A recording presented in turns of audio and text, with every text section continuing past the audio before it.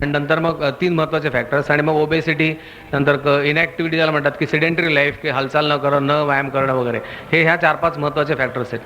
त्यातला मधुमेहसुद्धा, जसं स्मोकिंग सांगितलं तसा मधुमेहसुद्धा अत्यंत महत्त्वाचा हा अटॅक येण्याचा अटॅक त्याच्यामुळे येतो. आणि मधुमेह हे ओळखून काढणं, जसं आता हा प्रश्न जसा विचारला आहे, ते सुद्धा तितकंच महत्त्वाचं आहे. जितकं लवकरात लवकर तो मधुमेह लक्षात येईल, त्याची ट्रीटमेंट, त्याची चांगली उपाययोजना जर केली गेली तर त्याच्यापासून होणारे कॉम्प्लिकेशन्स वगैरे प्रिव्हेंट करू शकतो आपण. आणि त्याकरता मधुमेह कसा होतो आणि हे त्याचे सिम्पटम्स आहेत, ह्या अगदी ज्याला महत्त्वाचे सिम्पटम्स म्हणतात की जास्त तहान लागणे, जास्त वेळा युरिनला जायला लागणे, वजन कमी होणे किंवा वजन वाढणे किंवा अशा प्रकारच्या ह्या 3-4 त्याची लक्षणं आहेत. ती लक्षणं आल्यानंतर आपण, किंवा थकवा ज्याला म्हणतात, एक्सेसिव्ह वीकनेस किंवा लेथार्जी ज्याला म्हणतात, की काम करू नयेसं वाटणं, या अशा 3-4 गोष्टीच्या जर सिम्पटम्स असतील तर ताबडतोब साधारण ज्याला अनुवंशिक मधुमेह बरेच वेळा अनुवंशिक असतो, 70% लोकांमध्ये तो अनुवंशिक पण असू शकतो. त्यामुळे अशा लोकांना जर घरामध्ये आईला, वडिलांना किंवा आणखीन इतर कोणाला घरात डायबिटीसची हिस्ट्री असेल तर तातडीने ते रक्त आणि लघवी तपासून आपल्याला ब्लड शुगर किती आहे हे जाणून घेणं अत्यंत महत्त्वाचं असतं. आणि लवकरात लवकर जर त्याची ट्रीटमेंट सुरू करून जर शुगर कंट्रोल झाली तर त्याच्यापासून महत्त्वाचं कॉम्प्लिकेशन म्हणजे हार्टचं, आणि त्याच्यानंतर बाकीची कॉम्प्लिकेशन्स पण आपण प्रिव्हेंट करू शकतो. डॉक्टर साहेब, शिरीष देशपांडे शेजारी आहेत. बायपास सर्जरी जी काही आहे ती अजून आपल्या नाशिकला त्याची सोय झालेली नाही. तर आपण काहीतरी करतात असं आम्हाला समजलं होतं की काहीतरी आपलं चालू आहे. तर त्याची जराशी माहिती द्याल का? नाशिककरांना त्याचा फायदा होऊ शकेल पुढच्या काळामध्ये. मी डॉक्टर देशपांडे राजेबहादूर हॉस्पिटलमध्ये कन्सल्टंट म्हणून आहे. आणि तुम्हाला सर्वात आनंदाची गोष्ट सांगायची मध्ये की येत्या 1-1.5 महिन्यातच अँजिओग्राफी, बायपास सर्जरी, अँजिओप्लास्टी हे सगळं राजेबहादूर हॉस्पिटलमध्ये सुरू होणार आहे. जूनच्या 15 तारखेपासून या सगळ्या सुविधा नाशिकमध्ये पहिल्यांदी राजेबहादूर हॉस्पिटलमध्ये सुरू होणार आहेत. आणि सगळ्या गरजू रुग्णांना कमीत कमी खर्चात ही सुविधा नाशिकमध्ये किंवा उत्तर महाराष्ट्रात पहिल्यांदी सुरू होणार आहे. धन्यवाद डॉक्टर देशपांडे. मी आमच्या भगिनी इथं उपस्थित आहेत, विजयाताई गणोरकर. यांना आमच्या महिला खूप मोठ्या संख्येनं आलेल्या आहेत. तर आपण प्राथमिक स्वरूपामध्ये गरोदरपणामध्ये मातेने घ्यायची काय काळजी घ्यायला पाहिजे. सध्या डॉक्टरकडे गेलं की सिझेरियन ॲडवाईस केला जातो की ताबडतोब ऑपरेशन आपलं करावं लागेल, बाळंतपणाचा त्रास आहे आणि त्याला ऑपरेशन करावं लागेल, सिझेरियनचं प्रमाण वाढलं असं इन जनरल चर्चा आहे. तर त्याच्याबद्दल जरा आपण आम्हाला माहिती दिली तर बरं होईल. प्रसूतीमध्ये सिझेरियन सेक्शनने डिलिव्हरी करण्याचं प्रमाण हल्ली वाढलेलं आहे, ह्या मताशी मी सहमत आहे.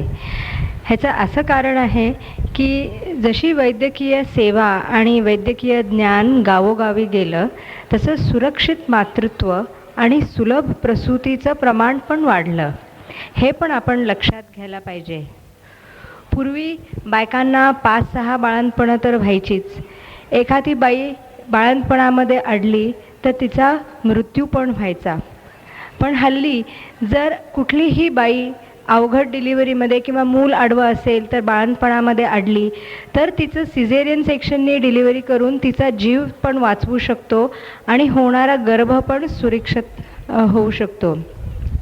पुष्कळशा गरोदर बायकांना ब्लड प्रेशर होतं 8व्या-9व्या महिन्यात, आणि हा रक्तदाब जर अतिप्रमाणात वाढला तर त्यांना फिट येण्याची शक्यता असते. आणि असे जर झटके आले तर पूर्वी ह्या बायकांचा मृत्यू व्हायचा, कारण खेडोपाडी ते जाऊन कुठल्याही सिव्हिल हॉस्पिटल किंवा प्राथमिक उपचार केंद्रामध्ये पोचेपर्यंतच त्यांचा मृत्यू व्हायचा.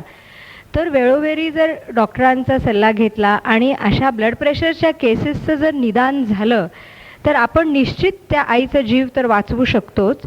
आणि अशा ब्लड प्रेशरनी झटके होणाऱ्या बायकांचं मूलसुद्धा पुष्कळ वेळा पोटातच जातं, तर त्या छोट्या बाळाचा पण जीव आपण वाचवू शकतो. त्याच्यामुळे थोडक्यात सांगायचं म्हणजे जसं सुरक्षित मातृत्व आणि सुलभ प्रसूती सगळीकडे पसरली आहे, त्याच्यामुळे आपण बघतो की सिझेरियन सेक्शननी चा रेट आणि चं प्रमाण वाढत चाललं आहे.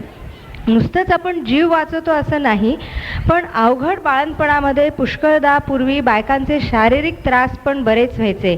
अधूपणा यायचा, म्हणजे पुष्कळ आडलेल्या बायकांचं गर्भपिशवी बाहेर पडणं किंवा अंग बाहेर पडणं ह्याचं सुद्धा हल्ली प्रमाण कमी झालेलं आहे.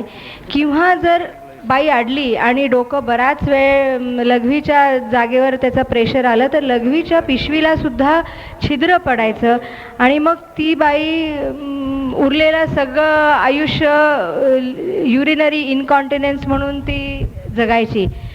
तर अशा ज्या कॉम्प्लिकेशन्स आहेत किंवा संडाशी जागा फाटणं, अंग बाहेर पडणं ह्याचंही पुष्कळसं प्रमाण कमी झालेलं आहे.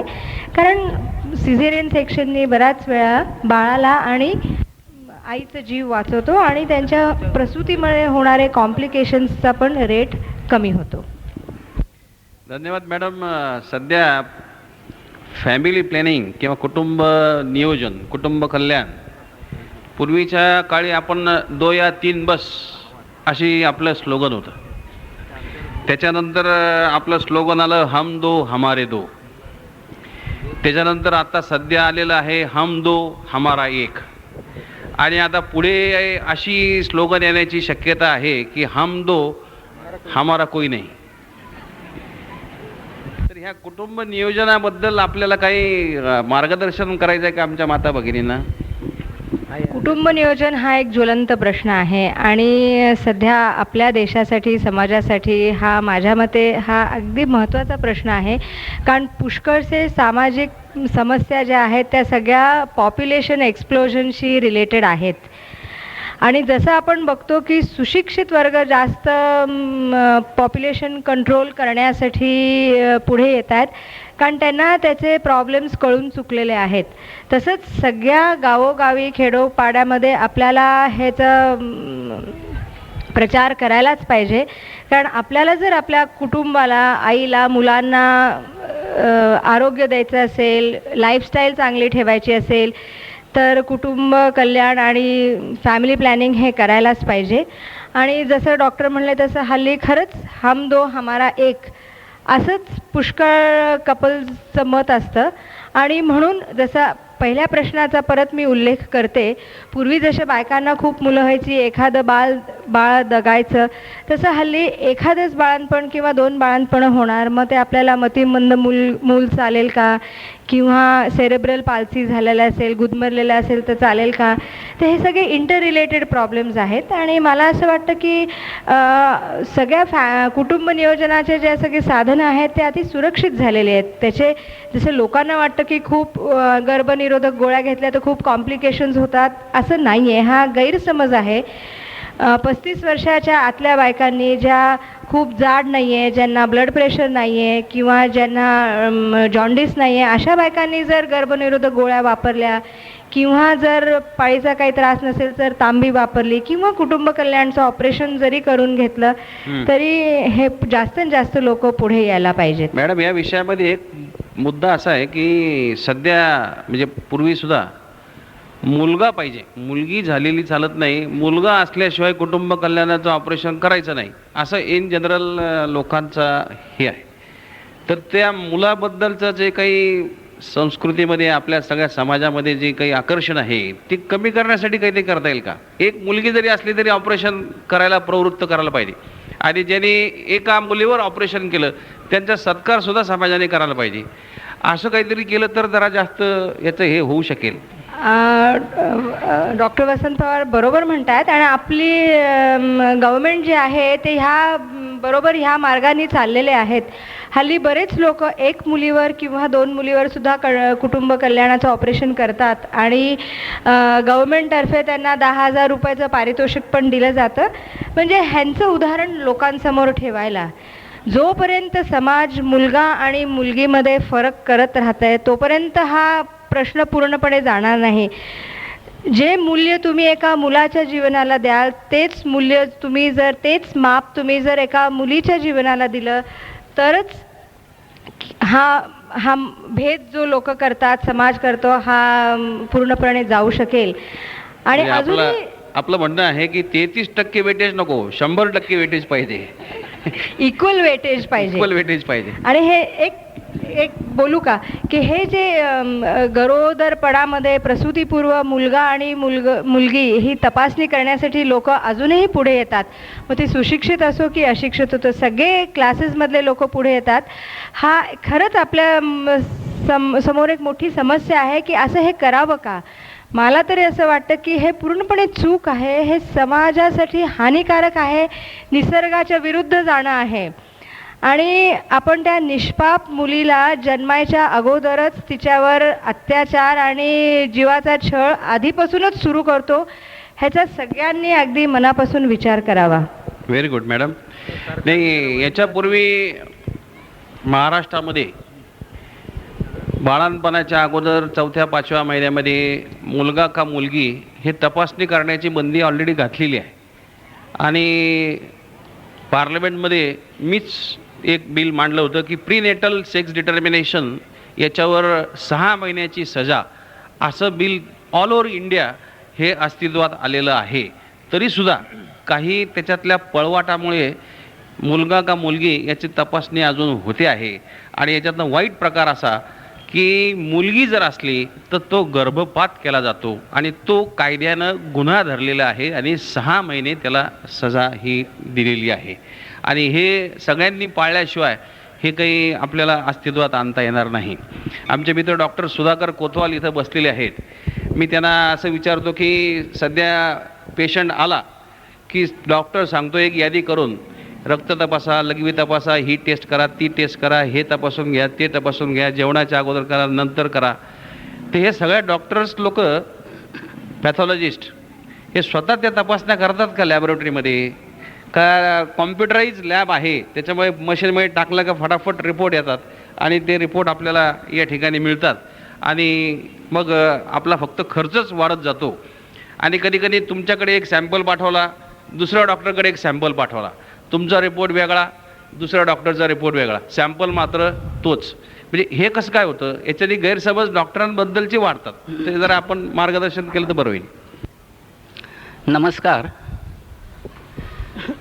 मित्रांनो, पहिला जो प्रश्न आहे की लॅबॉरेटरीमध्ये सर्व टेस्ट डॉक्टर करतात का, त्याचं सरळ उत्तर असं आहे की नाही. कारण इतक्या प्रकारच्या टेस्ट असतात आणि त्या सगळ्या जर डॉक्टरने करायचं म्हटलं तर ते अशक्य कोटीतली गोष्ट आहे. डॉक्टर एका दिवसातनं फक्त 4 किंवा 5च पेशंटचे रक्त तपासू शकेल. याच्यामध्ये महत्त्वाचा भाग जो आहे, जे मायक्रोस्कोपिक वर्क आहे, मायक्रोस्कोप खाली बघून जे विशिष्ट गोष्टी बघून रोगनिदान करायचं असतं, त्या सगळ्या गोष्टी डॉक्टरने करणं आवश्यक असतं. आणि जवळजवळ सगळे पॅथॉलॉजिस्ट मायक्रोस्कोपिक वर्क हे स्वतःच करतात. जे टेक्निकल वर्क आहे की 1 नंबरचं औषध 2 ml घ्या, 2 नंबरचं औषध अर्धा ml घ्या, त्याच्यामध्ये अर्धा ml रक्त टाका, अशा प्रकारच्या ज्या टेक्निकल गोष्टी आहे त्या आम्ही टेक्निशियनला करायला सांगतो. त्याच्यासाठी त्यांना योग्य ते ट्रेनिंग देतो. आणि ट्रेनिंग असूनही शिवाय ते क्वालिफाईड टेक्निशियन्स असतात. BSc नंतर DMLT that is diploma in laboratory medicine और लॅबॉरेटरी टेक्नॉलॉजी हे केलेले टेक्निशियन्स असतात. तर अशा टेक्निशियनला योग्य ते मार्गदर्शन देऊन आणि योग्य ते ट्रेनिंग देऊन त्यांच्याकडून जर काही आपण डॉक्टरनी मदत घेतली तर त्याच्यात काहीच चूक नाही असं मला वाटतं. तर जे आवश्यक आहे ते डॉक्टरनी करायलाच पाहिजे, ते डॉक्टर करतातही. जे काही टेक्निकल आस्पेक्ट आहे ते टेक्निशियनकडून करून घेतो आणि अशा प्रकारे रिपोर्ट तुमच्यापर्यंत येतो. दुसरा प्रश्न असा आहे की 2 लॅबॉरेटरीमध्ये जर सॅम्पल पाठवले तर रिपोर्ट वेगळे येतात आणि मग डॉक्टर आणि पेशंट एक संभ्रमात पडतात की कुठला रिपोर्ट बरोबर आहे आणि कुठला रिपोर्ट चुकला आहे. तर याच्यासाठी माझं तर मत असं आहे की पेशंटने किंवा डॉक्टरने 2 लॅबॉरेटरीकडे जाऊच नाही. त्यांनी एकाच लॅबॉरेटरीकडे जावं. ते रिपोर्ट साधारण बरोबर आहे की संशयास्पद आहे हे त्या डॉक्टरला साधारण कल्पना येते. आणि त्याला जर संशय असेल की रिपोर्ट चुकलेले असतील तर त्यांनी रिपोर्ट देणाऱ्या डॉक्टरला फोन करावा आणि रिक्वेस्ट करावी की डॉक्टर तुम्ही बघा, मला असा संशय आहे. अशा परिस्थितीत डॉक्टर नक्कीच सगळे रिपोर्ट परत चेक करतील आणि योग्य तो रिपोर्ट देतील. दुसरं म्हणजे 2 लॅबॉरेटरीच्या रिपोर्टमध्ये नेहमीच फरक येतो. त्याचे कारणं अशी आहेत की 2 लॅबॉरेटरीमध्ये काम करणाऱ्या व्यक्ती वेगळ्या असतात, इन्स्ट्रुमेंट किंवा उपकरणं ही वेगळी असतात दोन लॅबोरेटरीमध्ये वापरले गेलेली औषधं केमिकल्स ही वेगळी असतात आणि अशा परिस्थितीत दोन लॅबोरेटरीचे रिपोर्ट अगदी तंतोतंत जुळणं अशक्य असतं. त्याच्यामध्ये नेहमीच 10 ते 15% फरक असतोच. तो 20 ते 25% जरी असला तरी ते चूक नाही असं मी म्हणेल. पण जर तो दोन लॅबोरेटरीमधला डिफरन्स जर 25% जर जास्त असेल तर नक्कीच कोणाची तरी चूक असते आणि अशा वेळेला डॉक्टरांनी किंवा पेशंटनी त्या डॉक्टरला विनंती करायला पाहिजे की डॉक्टर बघा असं झालेलं आहे आणि त्या परिस्थितीत परत डॉक्टर रिपोर्ट चेक करून योग्य ते रिपोर्ट देतील. तिसरा प्रश्न त्यांचा आहे की कॉम्प्युटराइज लॅबोरेटरी. तर कॉम्प्युटराइज लॅबोरेटरी असं काही नसतंच असं मला सगळ्यांना सांगायचं आहे की लॅबोरेटरीमध्ये एक कॉम्प्युटर घेतला की जो फक्त रिपोर्ट टायपिंगचं काम करतो आणि लोक सांगतात की माझी लॅबोरेटरी ही कॉम्प्युटराइज झाली.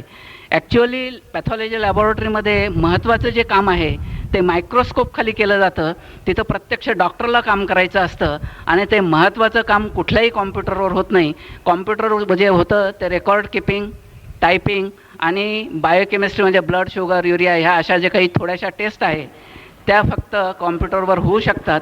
तेव्हा कॉम्प्युटराइज लॅबोरेटरी नसते हे सर्वांनी लक्षात घ्यावं. डॉक्टर, तुम्हाला अजून 2-3 प्रश्न आहेत की पॅप स्मिअर म्हणजे काय आणि लग्नाच्या अगोदर मुलाचं आणि मुलीचं रक्तगट तपासणी अत्यावश्यक आहे काय?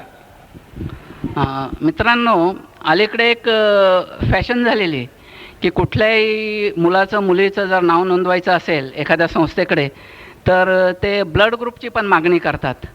तर लग्नासाठी मुलामुलीचा ब्लड ग्रुप आवश्यक आहे का याचं सरळ उत्तर आहे की अजिबात नाही. त्याचं कारण असं आहे की आपण रुटीनमध्ये 2 ब्लड ग्रुप सिस्टीम तपासतो. एक ABO ब्लड ग्रुप सिस्टीम आणि दुसरी RH. ABO ब्लड ग्रुप सिस्टीममध्ये blood group A, B, AB आणि O हे असे असतात आणि RHमध्ये निगेटिव्ह किंवा पॉझिटिव्ह असतो. म्हणजे A, B, AB आणि O हे चारही ग्रुप एकतर पॉझिटिव्ह असतील किंवा निगेटिव्ह असतील प्रत्येकाचे. या परिस्थितीत ABO ब्लड ग्रुप कुठलाही असला आणि त्यांनी म्हणजे मुलाचा किंवा मुलीचा आणि त्यांचं मॅरेज झालं तर काहीच प्रश्न येत नाही. नंतर RH मुलाचा जर निगेटिव्ह असेल तर त्यांनी कुठल्याही मुलीशी लग्न केलं तिचा RH पॉझिटिव्ह असो निगेटिव्ह असो तरी प्रश्न येत नाही. मुलीचा RH पॉझिटिव्ह असेल तिने कुठल्याही बरोबर लग्न केलं मुलाचा RH पॉझिटिव्ह असो निगेटिव्ह असो तरी प्रश्न येत नाही. फक्त प्रश्न येतो तो मुलीचा RH निगेटिव्ह आहे आणि अशा परिस्थितीत मुलाचा RH पॉझिटिव्ह नसावा अशी अपेक्षा असते.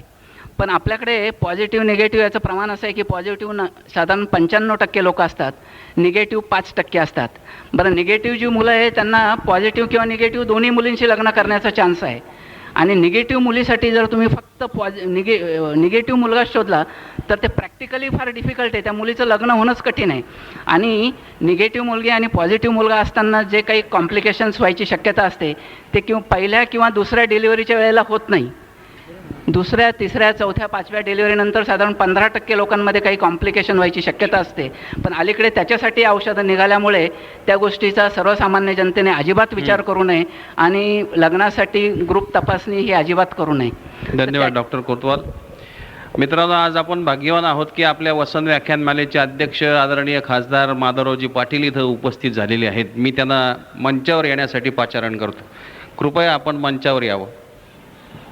बेडी साहेब, आपणही त्यांच्यासोबत आलेलं.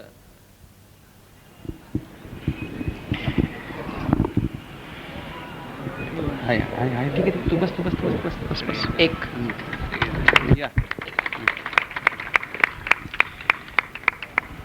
आमचे डॉक्टर शिरीष देशपांडे हे चेस्ट स्पेशालिस्ट आहेत आणि त्यांना माझा अनेक लोकांनी खूप प्रश्न विचारले. आपला पेशन्स खूप आहे, म्हणजे आपला अभ्यास फार दिसतोय. खूप प्रश्न आलेले आहेत आणि त्याच्यातनं सगळेच उत्तर द्यायचं म्हटलं तर मला वाटतं आपल्याला 100 प्रश्न आलेले आहेत. 2 मिनटं जरी म्हटलं तरी 200 मिनटं लागतील.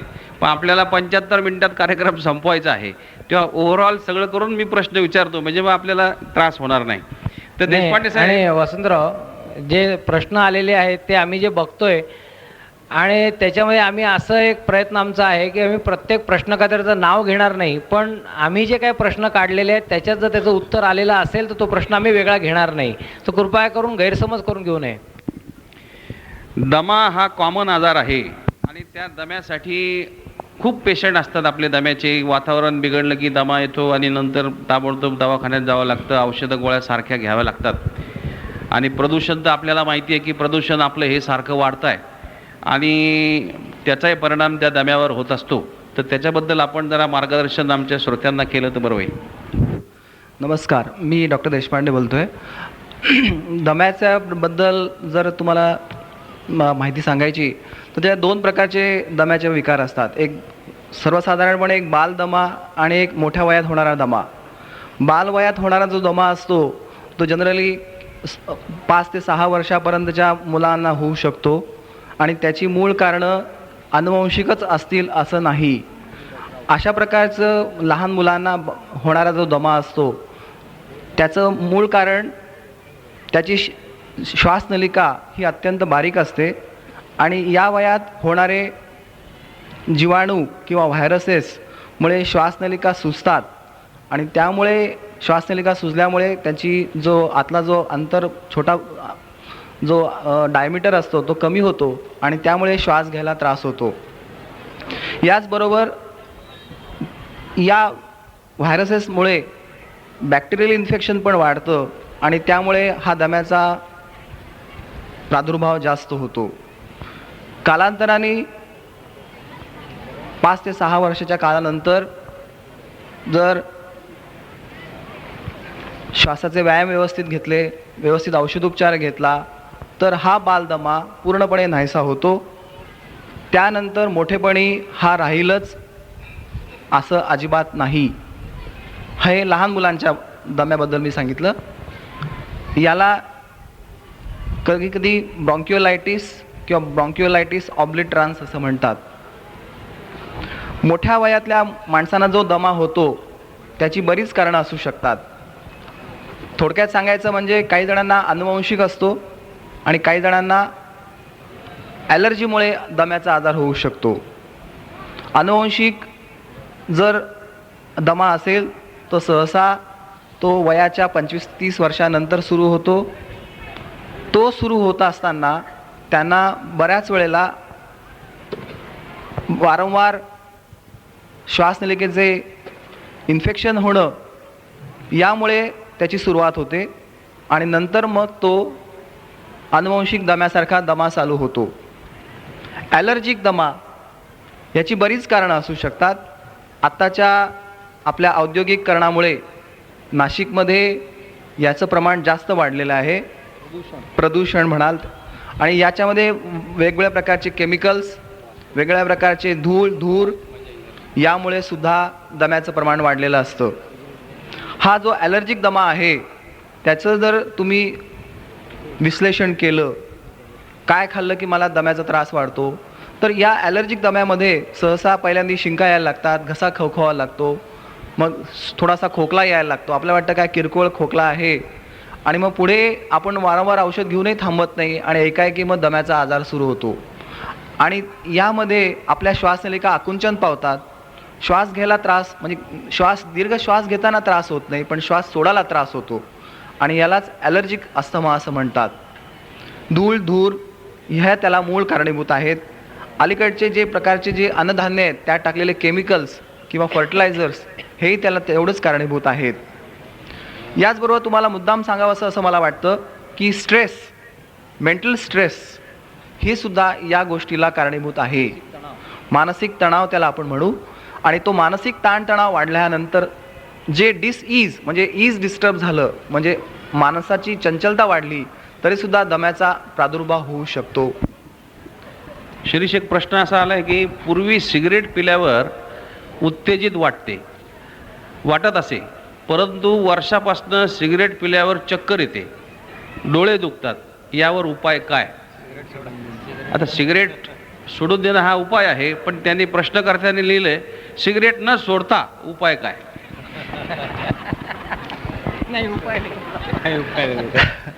नाही, प्रश्न जरा विचित्र असला तरी त्याला आपण थोडक्यात उत्तर देऊ शकतो. सिगरेट घेणं किंवा कुठल्या गोष्टीवर अवलंबून राहणं हीच माणसाच्या मनाची दुर्बलतेचं लक्षण आहे. आणि मनाचं दुर्बलता जर असेल तर त्या व्यक्तीला कुठल्याही गोष्टीचा आधार गेल्याशिवाय कुठलंही काम करता येत नाही हे त्याच्यावरून दिसून येतं.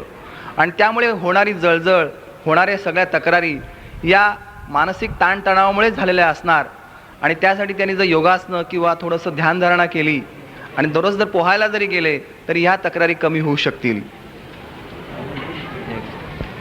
जरा थोडक्यात उत्तरं जर दिली आणि टेक्निकल शब्द कमी वापरले तर मला वाटतं आपल्या सगळ्यांना त्याचं जास्त आकलन हे होऊ शकेल. आमचे मित्र डॉक्टर विजय घाडगे उशिरा आलेत, पण त्यांच्यासाठी खास खूप प्रश्न इथं आलेले आहेत की डायलिसिस म्हणजे काय, डायलिसिस याच्याबद्दलचे जे काही गैरसमज जे काही आहे, किती खर्च येतो, त्या घरच्या घरी करता येतं का, आणि ते करायची खरंच गरज असते का, हे सगळ्या याच्यात किडनी ट्रान्सप्लांटचा सुद्धा सल्ला दिला जातो. किडनी ट्रान्सप्लांट करून घ्या. नंतर आपल्याला कळतं की किडनी बाजारात विकत मिळते. काही लोक सांगतात की किडनी दुसऱ्याची काढून त्याला तिसऱ्याला वापरता येते वगैरे वगैरे. तर याच्याबद्दल आमचे मित्र डॉक्टर घाडगे हे थोडं मार्गदर्शन करते.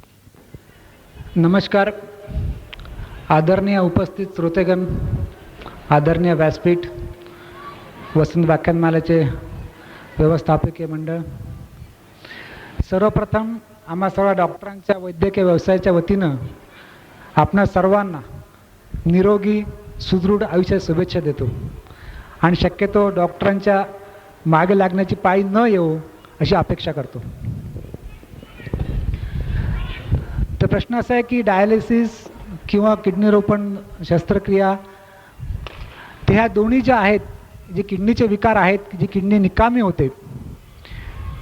किडनी निकामी होते म्हणजे काय होते की जी किडनी काम करेनासे होते, जे पूर्वी काम करत होती, ही कोणाला होऊ शकते, ही कोणालाही होऊ शकते. लहानपणापासून अगदी ताण्या बाळापासून तर म्हातार वयापर्यंत फक्त प्रत्येक वयाचे प्रत्येकचे कारणं वेगळे असतात. पण किडनी निकामी होणे हा एक आजार आहे. आणि जेव्हा किडनी निकामी होते आणि ज्या किडनी आपल्याला साथ देतात त्याच्यावर आपलं भागत नाही, त्यामुळे आपल्याला कुठल्या तरी वेगळ्या उपचाराची किंवा वेगळ्या मदतीची गरज असते. अशावेळी ह्या उपचार पद्धती आहेत की जी डायलिसिस ज्याला म्हणतात किंवा किडनी बदलणे किंवा किडनी रोपण शस्त्रक्रिया असं म्हणतात. डायलिसिस जर आपण म्हणलं की डायलिसिस ही एक उपचार पद्धती आहे, एक प्रक्रिया आहे. हा मूळ आजारावर इलाज नव्हे. फक्त ही एक किडनी चालत नाही, काम करत नाही, म्हणून त्याला पर्याय म्हणून डायलिसिस करायला लागतं. डायलिसिसमुळं मुळात किडन्या दुरुस्त होत नाही. दुसरं असं की एकदा असा गैरसमज असं की एकदा डायलिसिस केलं की परत परत करायला लागतं, हे चुकीचं आहे. काही अंशी बरोबर आहे, फक्त कसं आहे की यात कुठल्या प्रकाराने किडनी खराब झालेली आहे. जर किडनी ही तात्पुरती खराब झालेली असेल, उदाहरणार्थ मलेरिया आहे किंवा काही वेळा जुलाब उलटं, अंगातलं पाणी कमी होणं किंवा अशा बाकी विशिष्ट कारणामुळे जर झाली असेल की जी मुळापासून परत पुन्हा दुरुस्त होऊ शकते, की एकदा किडनी खराब झाली म्हणजे ती दुरुस्त होत नाही, हा गैरसमज आहे. तर ज्या ज्या कारणामुळे आहे की जी तात्पुरती किडनी खराब झालेली आहे ती दुरुस्त होऊ शकते, पण तोपर्यंत ही किडनी रिकवर होईपर्यंत, दुरुस्त होईपर्यंत त्याला काहीतरी मदत लागते. त्याकरता डायलिसिस हे करून घेणं गरजेचं असतं. आणि जोपर्यंत किडनी दुरुस्त होत नाही तोपर्यंत डायलिसिस करायला लागतं. आणि एकदा जर किडनी दुरुस्त झाली तर परत डायलिसिसची गरज लागत नाही. म्हणजे असे कित्येक रुग्ण आहेत की जे तात्पुरत्या किडन्या खराब झाल्या, काही वेळा प्रेग्नन्सी डिलिव्हरी नंतर होतात, काही मोठ्या इन्फेक्शन नंतर होतात, काही 2-3 वेळा 4 वेळा डायलिसिस केलं की किडन्या दुरुस्त होतात आणि परत पुढे आयुष्यात त्याकडे बघायची गरज पडत नाही. दुसरा भाग जो असा आहे की जे असे लांब पल्ल्याचे आजार आहेत की ज्यांनी किडनी कायमस्वरूपी खराब झालेले आहेत की जी मुळात दुरुस्त होऊ शकणार नाही, त्याला हे कायमस्वरूपी उपचार असा आहे की एक डायलिसिस ज्याला म्हणतात आणि दुसरं जे आहे ते किडनी बदलणे किंवा किडनी रोपण शस्त्रक्रिया. त्या लोकांना डायलिसिस हे जवळजवळ आयुष्यभर करायला लागतं. फक्त त्याची किती फ्रिक्वेन्सी किंवा आठवड्यातनं किती वेळा करायला लागेल ह्या त्या वैयक्तिक याच्याप्रमाणे अवलंबून असतं. थोडक्यात डायलिसिस हे एक 2 प्रकारचं असं असतं. ते एक त्याला एक हिमोडायलिसिस म्हणतात, जे ज्याला मशीनची गरज असते आणि ज्याला हॉस्पिटलमध्ये जाण्याचं गरजेचं असतं. दुसरं एक डायलिसिस जे आहे ते एक पेरिटोनल डायलिसिस म्हणतात. त्या पेरिटोनल डायलिसिस एक तर हॉस्पिटलमध्ये करता येतं किंवा त्याच्यामध्ये एक CAPD नावाचा प्रकार असतो, तो घरी रुग्ण डायलिसिस करून घेऊ शकतो. हे दोघांची आपापल्या कुठल्या रुग्णांकरता कुठलं सोयीस्कर ह्या प्रत्येक रुग्णांच्या परिस्थितीवर अवलंबून आहे. पण हे घरी एक CAPD नावाचं डायलिसिस हे करता येतं. दुसरं असं की एक किडनी बदलणे हा एक दुसरा उपचार असा आहे की त्याला किडनी ट्रान्सप्लांटेशन किंवा शस्त्रक्रिया असं म्हणतात, की हे जसं डायलिसिस हा एक उपचार पद्धती आहेत, त्याचप्रमाणे किडनी ट्रान्सप्लांटेशन किंवा मूत्ररोपण ट्रान्सप्लांटेशन म्हणतात की ते दुसरी पद्धती आहे, ज्या ठिकाणी कारण कसं आहे की डायलिसिस काय करतं की डायलिसिस फक्त आपलं एक किडनीचं एक काम करतं, ज्याने ज्या वाटे शरीरातली फक्त घाण बाहेर फेकल्या जाते. पण आपल्या नॉर्मल किडन्या फक्त घाण फेकण्याचंच काम करत नाही, पण बाकी बऱ्याचशा गोष्टी म्हणजे ब्लड प्रेशर रेग्युलेशन करतात, हे रक्ताचं प्रमाण वाढवण्याचं प्रमाण करतं, अशा बऱ्याचशा गोष्टी आहेत की ज्याला हॉर्मोनल जे हे म्हणतात ते डायलिसिस करू शकत नाही, ज्याला किडनी हीच करू शकते. पण किडनी शस्त्रक्रिया किंवा किडनी बसवण्याकरता काही लिमिटेशन्स आहे की त्याला किडनी मिळणं गरजेचं आहे. आणि ही किडनी शक्यतो मी घरातल्या नातेसंबंधातले असलेली जास्त बरी, आई वडील भाऊ बहीण मुलं मुली काका मामा इथपर्यंत ज्याला रिलेशन म्हणतात, आणि एक सामाजिक इमोशनल किंवा एक सोशल रिलेशन म्हणतात, नवरा किंवा बायको हे किडनी देऊ शकतात, हे लिगली ॲक्सेप्टेड आहे. त्याला हे लिगली ॲक्सेप्ट म्हणजे आता हे कसं, याला एक लाईव्ह रिलेटेड म्हणजे जे जिवंत माणसाकडनं काढलेली आणि नातेवाईकाकडनं काढलेली किडनी जी ती लाईव्ह रिलेटेड किडनी. दुसरा जो भाग आहे की जे कॅडॅवर ट्रान्सप्लांट किंवा मृत माणसाकडनं काढलेली किडनी जिवंत माणसाला बसवायची, पण त्याकरता फार मोठी प्रक्रिया आहे की त्याकरता हे जे ॲक्सिडेंट्स होतात त्या लोकांची किडनी काढून तात्पुरती प्रिझर्व करून त्या माणसाला बसवायला लागतं. पण आता ही प्रक्रिया आपल्या भारतात पण सुरू झालेली आहे, तर हे शक्य आहे. दुसरा असं विजयराव, प्रश्न तुम्हाला असा आहे की पाणी किती प्यायला पाहिजे, सकाळी उठल्यानंतर किती पाणी प्यायला पाहिजे? तर सगळं जेवण सोडून पाणी जास्त प्यायचं हा काही उपचार नाही. जे तुम्ही नॉर्मल जगता तसं नॉर्मल जगा. फक्त जे काही जे आजार असतात की जे बाबा आज मला किडनी होऊ शकेल का, की हे फक्त काही वेळा जर एक साध्या तपासणी जर आपण वारंवार जरी केल्यात, कारण बऱ्याच वेळा किडनीची तक्रार किंवा किडनी फेल्युअरमुळे होणारी तक्रार बाहेर पडायला फार वेळ लागतो. जेव्हा तुमच्या 50 ते 60% किडनी निकामी झालेल्या असतात त्यावेळी शरीरातली पहिली किंवा दुसरी तक्रार बाहेर पडते. म्हणजे ज्यावेळेस पहिली किंवा दुसरी तक्रार बाहेर पडेल तेव्हा तुमच्या 50 ते 60% किडनी गेलेल्या असतात. मग बऱ्याच वेळा जसं आपण शुगर एक चेक करतो 6 महिन्याने किंवा वर्षांनी, तशा एक सिंपल 1-2 टेस्ट आहे त्या जर 6-6 महिन्याने करून घेतल्या किंवा वर्षांनी करून घेतल्या तर ॲटलिस्ट आपण सुरुवातीला आहो का नाही हे डायग्नोज करू शकतो. त्यातल्या त्यात ज्या लोकांना बरेच सुद्धा ब्लड प्रेशर आहेत, ज्या लोकांना बरेच सुद्धा डायबिटीस आहे, ह्या लोकांच्या कधी ना कधी तर किडण्यांचे प्रॉब्लेम येणारच. कारण डायबिटीसच्या लोकांना कधी ना कधी आयुष्यात किडनी हा प्रॉब्लेम येणार, फक्त तो किती वेळा किती वर्षाने येणार हा वेगळा भाग आहे. दुसरा एक गैरसमज होता की किडनी काढून विकणे हा जो भाग होता, किडनी काढून असं कोणी ह्या माणसाची ऑपरेशन करताना किडनी काढून ती सांभाळून ठेवून विकता येत नाही. कारण किडनी ऑपरेशन करताना एका वेळी दोन्ही लोकांचं, ज्याला किडनी बसवायची आहे आणि ज्याची किडनी काढायची आहे, दोघे लोकांना एका वेळी ऑपरेशन करायला लागतं. की ती तुम्ही फार तर 40 ते 45 मिनिट ती किडनी प्रिझर्व करू शकतात.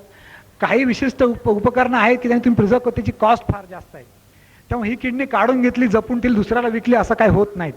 फक्त जे आपण तुम्हाला सांगितलं की लाईव्ह रिलेटेड जे आहेत की नातेसंबंध सोडून जे आहेत की बाहेर बाजार होता की बाबा ही किडनी मला विकायची आहे, त्या आता सरकारने किंवा हे कायदे हे केल्यामुळं त्याला बऱ्याचशा प्रमाणात आळा घातलेला गेला आहे. आणि शिवांबू बद्दल बोला. शिवांबद्दल खरं मी एक ॲलोपॅथी डॉक्टर फारसं काही कॉमेंट करू इच्छित नाही. आमचे लहान बालरोग तज्ज्ञ जे आहेत डॉक्टर तानाजीराव कानडे यांना पण खूप प्रश्न आलेले आहेत की सध्या लसीकरणाचं युग आहे. आता सगळीकडे आपण ट्रिपल पोलिओ वगैरे डोसेस वगैरे सगळ्या माता भगिनींना पक्क माहीत झाले, 100% रिझल्ट येतो. पण आता कधी कधी ते MM, मिझल्स, मम्स, रुबेला असे सुद्धा याचे इंजेक्शन निघालेत. हेपॅटायटिस B याला दुसरा उपाय नाही लसीकरण केल्याशिवाय, असे सुद्धा काही आहेत. तर आपलं या लसीकरणाबद्दल काय माता भगिनींनी काळजी घ्यायला पाहिजे, लहान मुलांची, मुलांना काय खायला द्यायला पाहिजे, न्यूट्रिशन कसं द्यायला पाहिजे, याच्याबद्दल आपण आपलं मत. आणि बाळांपण झालं की बऱ्याच वेळा काय होतं की मुलगा किंवा मुलगी ते पेटीमध्ये ठेवलं जातं. ते पेटीमध्ये एकदा ठेवलं की मग त्याचं कारण असताना बिलही वाढत राहतं. आणि त्याच्यासाठी काय एक्झॅक्टली त्याचं कारण मीमांसा आहे ती जर आपण इथे सांगितले तर बरं होईल. नमस्कार मित्रो. आता काय सध्या पेट्यांचा जमाना आहे, त्याच्यामुळे आता ह्या नवीन काय पेट्या निघालेल्या आहे त्याच्यानंतर मी बोलतो त्याच्यावर. परंतु लसीकरणाचं ज्यांनी काय मला आता विचारलं आहे तर एक प्रेस तुम्हाला माहीत असेल, इंग्लिशमध्ये म्हणतात prevention is better than cure, की कुठलाही आजार होणार नाही त्याची आपण जास्त काळजी घेतली पाहिजे. माणसाचे जर आचार विहार आणि मानसिक संतुलन जर राहिलं तर चिकार आजारापासून आपण दूर राहू शकतो किंवा कमी प्रमाणात होऊ शकतात. परंतु असे काही जे आजार आहेत ज्याला इन्फेक्शियस डिसऑर्डर्स म्हणतात, की जंतूमुळे आणि जीवाणूमुळे जे आजार होतात ते मात्र आपल्या हातात नसतं. ते जंतू किंवा जीवाणूंच्या सानिध्यात जेव्हा येतो त्याचा संसर्ग जर आपल्याला झाला आणि आपल्या अंगात जर प्रतिकारशक्ती नसेल तर आपण आजारी पडतो. तर हे जे असे काही जे जंतू आहेत ज्यांचा प्रसार लवकर होतो हवेद्वारे की पाण्याद्वारे किंवा खाण्यातून, की ज्यांच्यावर औषधं नाहीत आणि मृत्यूचं प्रमाण जास्त आहे, त्यांच्यासाठी या लशी तयार केलेल्या आहेत. हे लशी म्हणजे तरी काय, की हे जंतू त्यांना मारून किंवा काही ट्रीटमेंट देऊन त्यांची प्रतिकारशक्ती जगवलेली असते, प्रतिकारशक्ती करण्याची शक्ती तशी ठेवलेली असते, परंतु आजार होण्याची शक्ती मारलेली असते. हे जंतू आम्ही शरीरात सोडतो, मग तोंडाने देतो किंवा इंजेक्शनद्वारे देतो. काय आता हे जे याला आपण मराठी सरळ सांगणे म्हणजे काट्याने काटा काढणे. आता पूर्वी तुम्ही ऐकलं असेल, आता मी ह्या नदीच्या काठावर बसलेल्या लहानपणी ह्या दिवसांमध्ये देवीचा आजार होता. सायंकाळच्या वेळेला, दुपारच्या वेळेला, सकाळच्या वेळेला चालले आपल्या घागरी घुमत, केवढं चालले म्हणे देवी उतरायला चालले, देवी आंघोळ घालायला चालल्या म्हणे, शेंगदाणे गुळ घेऊन डोक्यावर घागरी घेऊन बाया घुमत चालायचे.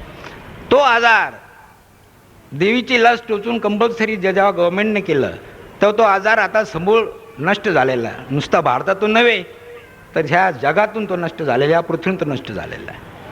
तसेच जे असे काही आजार आहे की ज्यांच्यावर औषधं नाही, ज्यांच्या मृत्यूची शक्यता जास्त असते, असे जे काही आहे दुसरे, त्यासाठी लसी तयार केलेल्या आहेत. जेवढे जेवढे जंतू आहेत, हे हजारो प्रकारचे जीवाणू आहेत. प्रत्येक जीवाणू विरुद्ध आपण लस तयार केलेली आहे, परंतु त्या लसी आपण काय प्रत्येक वेळा वापरत नाही.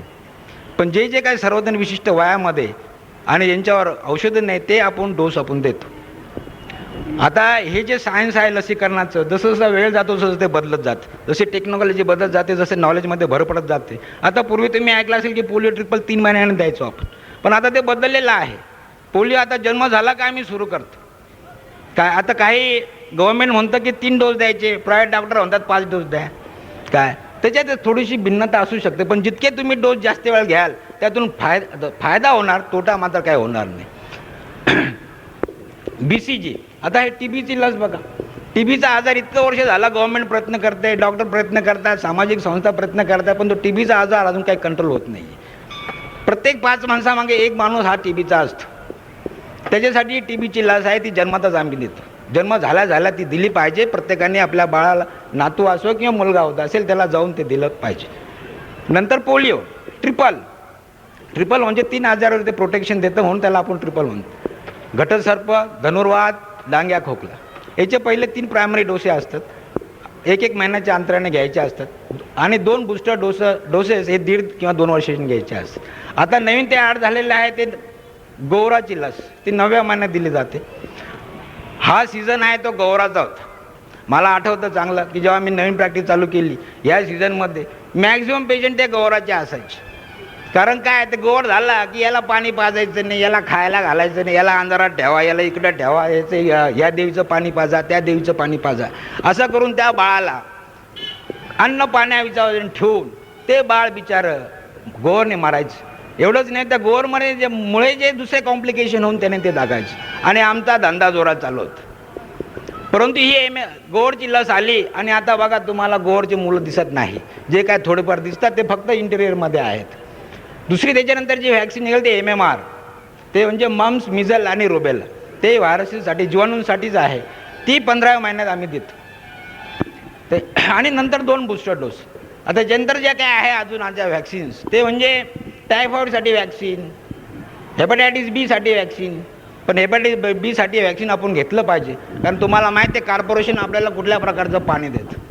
तुम्हाला जर माहीत असेल तर मध्ये दरवर्षी बातम्या यायच्या, 1 लढायला लोक हे हेपॅटायटिसने आजारी पडायचे. तेव्हा ते घेणं आवश्यक आहे, कारण त्या आजारावर औषधं नाहीत. कारण तो जर आजार झाला तर हळूहळू लिव्हर खराब होऊन माणूस दगावतो. त्याच्यानंतर आता जी लस आलेली आहे किंवा लोक देत आहेत नाशकामध्ये, मेंदू ज्वर, तशीच काय ते रुटीन घेण्याची आवश्यकता नाही. जेव्हा त्या साथ सुरू होईल तेव्हा दुसऱ्या बाळांना प्रोटेक्ट करण्यासाठी ती दिली जावी. हे लसीकरणाबद्दल झालं. पेटीबद्दल. पेटी, आता या पेट्या जर तुम्ही बघितल्या असेल त्या निळ्या आकाराच्या आणि प्रकाराच्या आहेत. त्यांच्या किमती 5,000पासून ते 75,000पर्यंत आहे. त्याच्यामुळे बिलही बघा त्या प्रमाणात होत राहणार. आता ही मुलं, आता तुम्ही ऐकलं असेल बाळ झालं याला पेटीत ठेवावं लागेल. आता कोणत्या बाळांना पेटीत ठेवायला पाहिजे ते आता घरांच्या डॉक्टरांनी ठरवलं पाहिजे. बिचारा अज्ञान लोकांना का माहिती. खरं ती पेट्या बनवल्या गेल्या त्या प्रीमॅच्युअर म्हणजे ज्यांचं वजन कमी आहे, जे दूध पिऊ शकत नाही आणि ज्यांना आजार आहे किंवा टेम्परेचर कंट्रोल शरीर करू शकत नाही त्या बाळांना तिथं ठेवायचं असतं. बाळ जेव्हा बाहेर जेव्हा त्याचे कंप्लीट दिवस भरलेले असतात तो कंप्लीट निसर्गाने प्रोटेक्टिव्ह वातावरणात त्याला वाढवलेलं असतं आणि ते बाळ जेव्हा बाहेर येतं तेव्हा ह्या घाणेरड्या वातावरण फिल दी ॲटमॉस्फिअर घाणेरड्या वातावरणात ते आलेलं असतं. पण फुल टर्मचं बाळ जेव्हा येतं म्हणजे जेव्हा कंप्लीट दिवस सगळे दिवस भरलेले असतात तेव्हा नैसर्गिक क्रिया बाळाला असतात. ते म्हणजे दूध पिणे, दूध ओढणे, खोकला, शिंका येणे, वांट्या होणे, हे जे आहे हे निसर्गात बाळाला असतं. तर काही बाळं जन्माच्या आधी किंवा सगळे दिवस भरण्याच्या आधी जन्म पावतात, त्यांना ह्या ज्या क्रिया आहेत त्या होत नाही आणि अशा बाळांना ते ठेवलं पाहिजे. आता किती वजन कमी पाहिजे तर साधारण 1500 ग्रॅमचं बाळ जर असेल आणि ते जर पीत नसेल आणि त्याला जर काही प्रॉब्लेम असेल तर अशी बाळं ठेवली जातात. परंतु असं आहे की काही नॉर्मल बाळ जे असतात 3 किलोची बाळं ती पेट्यामध्ये ठेवली जातात, तर ते बंद झालं पाहिजे. दुसरं ठीक आहे, धन्यवाद doctor Kanade. Thank you. Doctor Shirish Deshpande, आपल्याला असा प्रश्न आहे की एड्स हा जो काही आजार आहे, TB आणि एड्स हे याचं कॉम्बिनेशन फार वाढलेलं आहे, तर याच्याबद्दल आपण जरा थोडं मार्गदर्शन केलं तर बरं होईल. ट्युबरक्युलोसिस म्हणजे क्षयरोग. क्षयरोगाचं प्रमाण भारतामध्ये जवळजवळ 5% आहे, म्हणजे 100मध्ये 5. आणि एड्स हे जे इंग्लिशमध्ये आपण म्हणतो त्याला ॲक्वायर्ड इम्युनोडेफिशियन्सी सिंड्रोम असं म्हणतात. आणि हे HIV व्हायरसमुळे होतं. व्हायरस म्हणजे जीवाणू, म्हणजे ह्युमन इम्युनोडेफिशियन्सी व्हायरस. म्हणजे हे व्हायरस आपल्या शरीरामध्ये वेगवेगळ्या कारणामुळे जाऊ शकतं आणि त्यामुळे आपली रोगप्रतिकारक शक्ती कमी होते. आणि त्यामुळे या HIV व्हायरसमुळे आजार होत नाही, HIV व्हायरसमुळे आपली शरीराची रोगप्रतिकारक शक्ती कमी होते आणि परिसरातले वेगवेगळे जंतू, जीवाणू आपल्या शरीरात हल्ला करू शकतात आणि त्यामुळे होणारे आजार हे जीवाला धोकादायक असू शकतात. TBच्या म्हणजे क्षयरोगाच्या जर आपण प्रमाण पाहिलं 5%, तर 100रातले जर 5, तर या 5पैकी 8% लोकांना HIVचं इन्फेक्शन झालेलं आमच्या लक्षात आलेलं आहे किंवा होतं असं आम्ही पाहिलेलं आहे. तर असं एक साधारण गणित आहे की रोगप्रतिकारक जर शक्ती कमी झाली या व्हायरसेसमुळे तर आपल्या सभोवतालती असलेले बरेचसे जीवाणू किंवा जंतू किंवा बॅक्टेरिया या आपल्या शरीरात जातात आणि त्यामुळे TB सारखा आजार आपल्याला जास्त प्रमाणात होऊ शकतो आणि बऱ्याच वेळेला वेगवेगळ्या भागात तो होऊ शकतो. TBचा म्हणजे क्षयरोगाचा आजार मेंदूमध्ये होऊ शकतो, छातीत होऊ शकतो, पोटात होऊ शकतो, शरीराच्या वेगवेगळ्या हाडात होऊ शकतो, पाठीच्या मणक्यात होऊ शकतो आणि त्याला इंग्लिशमध्ये सगळे डिसेमिनेटेड ट्युबरक्युलोसिस म्हणतात किंवा सगळे जरूर पसरलेला आहे. आणि अशा व्यक्ती लवकर मृत्युमुखी पडते, कारण TBची किंवा क्षयरोगाची सर्वोत्तम औषधं देऊन सुद्धा त्याची रोगप्रतिकारक शक्ती कमी असल्यामुळे क्षयरोगाचे जे जंतू आहेत ते लवकर नष्ट होत नाहीत आणि त्यामुळे अशी व्यक्ती लवकर गलित गात्र होऊन मृत्युमुखी पडते. एड्सबद्दल जरासं असं विचारायचं की आपली ही प्रभू रामचंद्राची भूमी आहे आणि प्रभू रामचंद्र म्हणजे एक पत्नीव्रत हा याच्याबद्दल प्रभू रामचंद्रांची ख्याती आहे. याच्याबद्दल एक आदर्श असं वातावरण समाजामध्ये निर्माण होण्यासाठी प्रत्येक डॉक्टरांनी काहीतरी त्याच्या दवाखान्यामध्ये लोकांचं आरोग्य शिक्षण घेणं गरजेचं. याच्याबद्दल आपल्याला काय वाटतं? मी डॉक्टर पवार सरांच्या बाबतीत विचाराशी पूर्णपणे सहमत आहे. प्रत्येक डॉक्टरांनी जर म्हणजे कुठलाही डॉक्टर असू द्या, कुठल्याही पथीचा डॉक्टर असू द्या, त्यांनी येणाऱ्या प्रत्येक पेशंटला जर थोडक्यात या आजाराबद्दल माहिती त्यांच्या क्लिनिकमध्ये जर दिली आणि त्याचं भयावह स्वरूप सांगितलं तर हा आजार समूळ नष्ट होऊ शकतो. हा आजार होण्याची जी प्रादुर्भाव किंवा पसरण्याचे मूळ 3 कारणं असतात. एक, इंजेक्शन, HIV पेशंटचं जर इंजेक्शनची सुई दुसऱ्या पेशंटला दिली गेली तर त्याच्यामुळे होऊ शकतो. पण आजकाल आपण ती सुई वापरतच नाही, त्यामुळे तो होण्याचं शक्यता आजकाल कमी झालेली आहे. दुसरी गोष्ट, रक्त जे आपण वेगवेगळ्या पेशंटला किंवा रुग्णांना देत असतो त्यामार्फत हे जंतू जाऊ शकतात. तुम्ही म्हणाल की मग हे रक्त तपासत नाही का रक्तपिढीमध्ये? तर हे रक्तपिढीमध्ये रक्त तपासून सुद्धा 2-2दा चेक करून सुद्धा त्याला विंडो पिरियड म्हणतात, की ज्यामध्ये त्या पेशंट म्हणजे त्या रुग्णाचं रक्त तपासून सुद्धा HIV टेस्ट निगेटिव्ह येऊ शकते, परंतु त्याच्यामध्ये ते जंतू असू शकतात. आणि असं प्रमाण 0.8% आहे आणि ते मुळे अशा व्यक्तीचं रक्त जर गेलं तर रक्ताचा मुळे हे HIV होऊ शकतो. धन्यवाद डॉक्टर देशपांडे. आपल्यामध्ये आता डॉक्टर मनोहर पवार आहेत, सायकॅट्रिस्ट आहेत ते.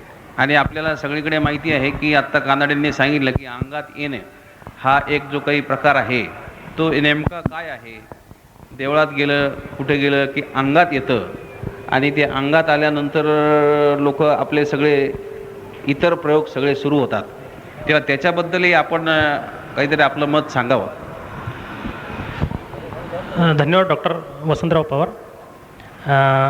आत्ता इतका वेळ आपण शारीरिक आजारांविषयी चर्चा केली, आता आपण मानसिक आजारांविषयी बघूया. तर सरांनी जे सांगितलं की अंगात येणं हा एक मानसिक विकृती आहे. ही मनोन्यून स्वरूपाची आहे. आपण सर्वांनी हिस्टेरिया ऐकला असेल. हिस्टेरियासारखा हा प्रकार असतो. दुसऱ्याचं लक्ष वेधून घेण्यासाठी मनुष्य ही कृती करत असतो. ही व्यक्ती इतरांसारखीच नॉर्मल असते, पण आता आपल्या समाजात काही गोष्टी ॲक्सेप्टेड आहेत. अंगात येणं, देव आपल्याकडे 33 कोटी आहेत आणि प्रत्येक वार ठरले देवांचे. पर्टिक्युलर वारला पर्टिक्युलर असं देव काही भक्तांच्या अंगात येतो आणि काहीतरी प्रश्नोत्तर वगैरे ते लोक सांगत असतात. हे सगळं खोटं असतं. कोणाला तरी मुलगा असतो, कोणाला तरी मुलगी होणार असते, लग्न होणार असतं, नसतं, पास होतो, नापास होतो. हे लोक काहीतरी उत्तरं देतात ज्या 50% लोकांचं खरंच ठरणार असतं. कोणाला तरी मुलगी किंवा मुलगी होणारच असतो. तर उत्तर काहीही दिलं तर 50% लोक म्हणतात या भक्ताने बरोबर सांगितलं बा. तर डॉक्टर ते कधी कधी त्या निखाऱ्यावरनं चालणे, हातामध्ये कापूर घेऊन गिळणे वगैरे वगैरे अनेक प्रकार तिथं दाखवले जातात. तर अंधश्रद्धा निर्मूलनाच्या संदर्भात डॉक्टर नरेंद्र दाभोळकरांनी खूप असं चांगलं काम केलं आहे. त्यांनी हे प्रत्यक्ष कृती आपण स्वतः करून दाखवलेल्या आहेत की त्यांचे जे व्हॉलंटियर्स असतात त्या नाशकात त्यांचे प्रयोग झालेले आहेत की निखाऱ्यांवर चालणं हे तुम्ही आम्ही चालू शकतो. कारण प्रत्यक्ष म्हणजे निखाऱ्यावर तुम्ही पाय ठेवला आणि त्याची संवेदना मेंदूपर्यंत पोचायला काही सेकंद जावे लागतात. त्या आत जर तुम्ही पाय उचलून दुसऱ्या निखाऱ्यावर ठेवला तर प्रॉबेबली तुम्हाला ते सेन्सेशन पोचत नाही. आणि प्रोटेक्टिव्ह कव्हरिंग आपल्या पायावर असतं स्किनचं, त्याच्यामुळे तुम्ही आम्ही देखील त्यावरून जाऊ शकतो. त्याच्यात कुठल्याही प्रकारचं बा दैवी शक्ती, दैवी कृपा, अवकृपा असं काही त्याच्यात नसतं.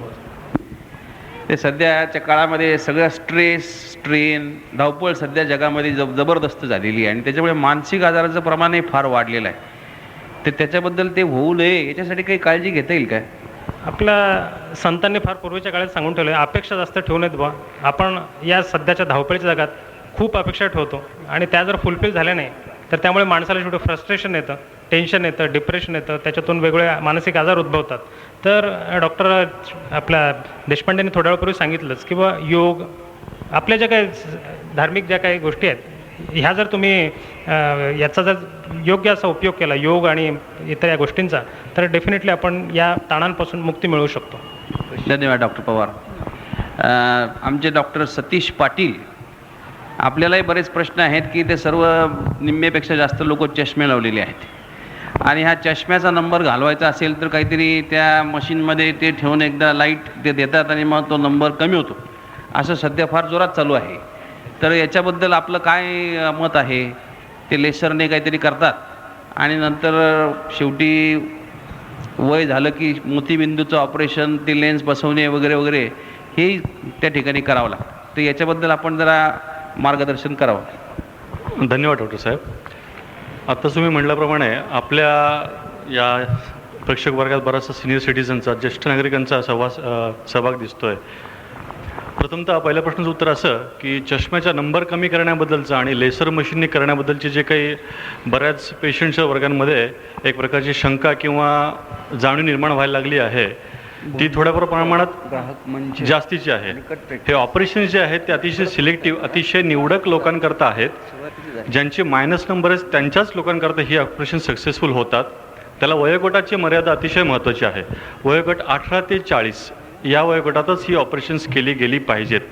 आणि ही लेझरच्या मशिनी आजकाल व्हायला लागली आहेत आणि हे तंत्रज्ञान गेल्या 3 ते 4 वर्षात आपल्याकडे भारतात आणि महाराष्ट्रात मिळायला लागलं आहे.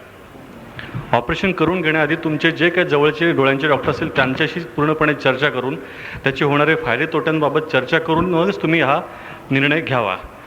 गेल्यानंतर माझा चष्मा पूर्णपणे जाईल आणि म्हणून मी पटकन 18-20 रुपये खर्च करून ऑपरेशन करून येतो आणि करून आल्यानंतर मला परत नंबर लागला आहे, आता हे कसं घडलं?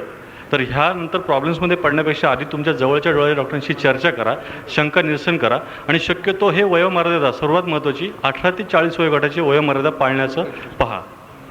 दुसरी गोष्ट, हा जो नंबर जाण्याचं ऑपरेशनचं ती फक्त 40च्या याच्याकरता आहे की 40चे चष्मे याच्याने जात नाहीत.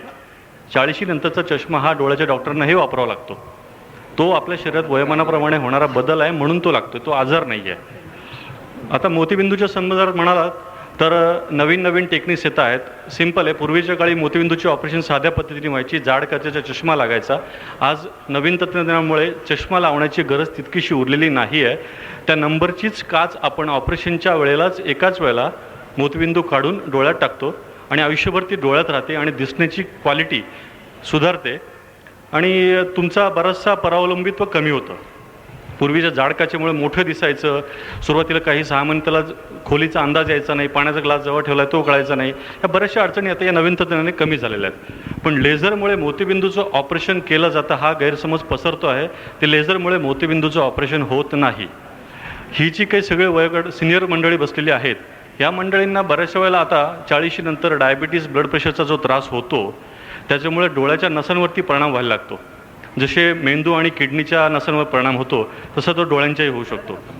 आणि नकळत काही 10-1 वर्षाच्या डायबिटीस आणि ब्लड प्रेशरच्या त्रासानंतर या नसा अशक्त झाल्या की नजर कमी पडू शकते. म्हणून त्याकरता लेझरने ट्रीटमेंट करून घेणं फायदेशीर ठरतं. लेझरचा हा सगळ्यात तेवढा एकच महत्त्वाचा उपाय आहे चष्म्याचा नंबर कमी करण्याचं सोडलं तर. धन्यवाद. धन्यवाद डॉक्टर पाटील. मित्रांनो, आता आपला एक पहिला राऊंड झालेला आहे. आता शेवटचा फास्ट राऊंड, एक अर्धा मिनिटात प्रश्न मी विचारणार आणि त्यांनी डॉक्टरांनी आमच्या उत्तरं द्यायची आहेत. फार महत्त्वाचे प्रश्न आहेत आणि नंतर मग मी 5 मिनिटात समअप करेल आणि नंतर कार्यक्रम आपला संपेल. डॉक्टर श्रीकांत पूर्णपात्रे, सध्या गावामध्ये अशी चर्चा आहे की कट प्रॅक्टिस केली जाते. ही कट प्रॅक्टिस म्हणजे काय आहे? सध्या जे काही भोंदू डॉक्टर आहेत, आपण असं म्हणतो भोंदू डॉक्टर आहे, ते नेमकं काय आहे याच्याबद्दल आपण जरा इथं मार्गदर्शन करावं. आणि ग्राहक मंच, एखाद्या पेशंटला ट्रीटमेंट योग्य मिळाली नाही तर तो ग्राहक मंचाकडे जाऊ शकतो असा आपला कायदा आहे. त्याच्याबद्दल आपण थोडीशी माहिती या ठिकाणी द्यावी. आपण सर्वात सिनियर मोस्ट आहात. कट प्रॅक्टिस म्हणजे की एखाद्या विशिष्ट तज्ज्ञाकडे जर एखादा पेशंट डॉक्टरने पाठवला तर त्याच्या बदल्यात तज्ज्ञांनी त्यांना काही पैसे देणे, कमिशन देणे म्हणजे कट प्रॅक्टिस. तर इंडियन मेडिकल असोसिएशन ही जी डॉक्टरांची प्रातिनिधिक संस्था आहे, ही संस्था या कट प्रॅक्टिसच्या संपूर्णपणे विरोधामध्ये आहे. मी स्वतः गेले 25 वर्ष प्रॅक्टिस करीत आहे, परंतु कट प्रॅक्टिसचा अवलंब कधी केला नाही आणि त्याच्यामुळे मला काही आयुष्यात कमी पडलं असा काही माझा अनुभव आलेला नाही. परंतु शेवटी डॉक्टर हे समाजाचा भाग आहे. आपण जे वृत्तपत्रात वाचतो, आज एक परिस्थिती अशी निर्माण झालेली आहे की काही काम न करता, कष्ट न करता पेट्या मिळाव्यात अशी जी संस्कृती झाली, त्या संस्कृतीमध्येच डॉक्टर वावरतात. म्हणून डॉक्टरांनासुद्धा जयललित्य किंवा लालू प्रसादायटिस होण्याची शक्यता असते. परंतु हे क्षम्य नाही आणि याला इंडियन मेडिकल असोसिएशनचा निश्चितपणे विरोध आहे. दुसरा प्रश्न होता भोंदू डॉक्टरांविषयी. आपण कुठलेही वर्तमानपत्र उघडा, त्याच्यामध्ये जाहिराती असतात. तारुण्यातील चूक भूल, नसांची कमजोरी इथपासून तर डायबेटीस एड्सपर्यंत आम्ही सगळे आजार बरे करू अशा जाहिराती वृत्तपत्रात येतात, त्या वाचून सर्वसामान्य लोकांची फसवणूक होते. अशा रीतीने वैद्यकीय पात्रता नसताना वैद्यकीय प्रॅक्टिस करणं आणि लोकांना फसवणं हा कायद्यामध्ये गुन्हा आहे. याला पहिल्या ऑफेन्सला 6 महिने सक्तमजुरीची शिक्षा आहे, दंडाची शिक्षा आहे. दुसऱ्यांदा सापडले, तिसऱ्यांदा सापडले तर ही शिक्षा वाढत जाते. परंतु या बाबतीत काही करावं अशी इच्छाशक्ती शासकीय यंत्रणेपाशी नाही. त्यामुळे याला अवलंब होत नाही. गेल्या वर्षीसुद्धा धनाजीराव गुरव नावाच्या माणसाने डोळ्यात थेंब टाकून अमुक करतो तमुक करतो हे असं बरेच प्रकार केले. मी स्वतः तक्रारी केल्या, परंतु त्याच्यात काही दखल घेतली जात नाही. तर वृत्तपत्रांनी या जाहिराती छापणं जर बंद केलं तर याला बराचसा आळा निघू शकेल. आणि आपण स्वतः जर ठरवलं की जाहिरात वाचून डॉक्टरकडे जाणार नाही तर हे शक्य आहे. त्याने ते आता आपण सांगितलं ना की ते डोळ्यात टाकायचं. कोल्हापूरहून कोणीतरी येतं आणि कोल्हापूरहून आले होते, जबरदस्त धनाजीराव गर्दी गुरव होते नाव. की त्याला इलाज नाही. सुरतमध्ये आपल्या गुजरातमध्ये पोटावर हात फिरवला का मुलगा होतो. आता असं सुद्धा बरंचसं आहे, पण ते आता त्या मला वाटतं हात फिरवणाऱ्या वारल्या. तिसरा प्रश्न आहे ग्राहक संरक्षण कायद्याविषयी. ग्राहक संरक्षण कायदा हा मला वाटतं सवंग लोकप्रियता मिळवण्यासाठी घाईमध्ये घिसाडघाईने तयार केलेला कायदा. अवघी 31 कलम आहेत आणि ती सुद्धा अजून स्पष्ट झालेले नाही. या कायदा अजून डेव्हलप झालेला नाही. तर या कायदा बेसिकली डॉक्टर मंडळींचा याला विरोध आहे. याचं कारण असं की हा रुग्णांच्या विरोधी कायदा आहे. या कायद्याचा अवलंब केल्याने परिणाम असा होईल की डॉक्टर लोक रिस्क घेणार नाही. गंभीर पेशंट आहे ना, मग काय तापाचा पेशंट आला अमुक टेस्ट करा तमुक टेस्ट करा असं अपेक्षित नसतं. आमचं पाशी पुरेसं ज्ञान असतं. तपासणी करून सुद्धा आम्ही उपचार करू शकतो. प्रत्येक वेळेला इन्व्हेस्टिगेशन केली पाहिजे असा नियम नाही, परंतु भीतीपोटी ते करावे लागतील. कारण या कायद्याचे एक टांगती तलवार डोक्यावरती राहील आणि याच्यातनं रुग्णसेवा महाग होईल. आणि सिरियस पेशंट हे सरकारी हॉस्पिटलमध्ये पाठवले जातील. रिस्क घ्यायचं कोणी असा एक प्रश्न निर्माण होतो आणि त्याच्यामुळे शेवटी रुग्णांचं नुकसान आहे. रुग्ण इथं विरोधी कायदा आहे, हा अजून नीट डेव्हलप झालेला नाही आणि याला फी द्यावी लागत नाही. म्हणून डॉक्टरांविरुद्ध कोर्टात जाण्याचं एक प्रमाण वाढलेलं आहे. परंतु याच्यात रुग्णांनी लक्षात घेतलं पाहिजे की आपण केलेली तक्रार ही डॉक्टरांना त्रास देण्याच्या हेतूने केली आहे. असं जर न्यायालयामध्ये सिद्ध झालं तर जे रुग्ण अशी तक्रार डॉक्टरांविरुद्ध खोटी करतात त्यांना 10,000 रुपये दंडाची तरतूद आहे. नाही डॉक्टर साहेब, काय एखाद्या पेशंटकडे जर दुर्लक्ष झालं, एखाद्या पेशंटकडे निष्काळजीपणे त्याला ट्रीटमेंट दिली आणि त्याच्याकडे जर तो दगावला तर त्या डॉक्टर जर त्याची क्वालिफिकेशन नसताना हे नसताना त्याने जी काही ट्रीटमेंट दिली चुकीची दिली याच्यावर त्या ग्राहकाला विचारण्याचा अधिकार पाहिजे.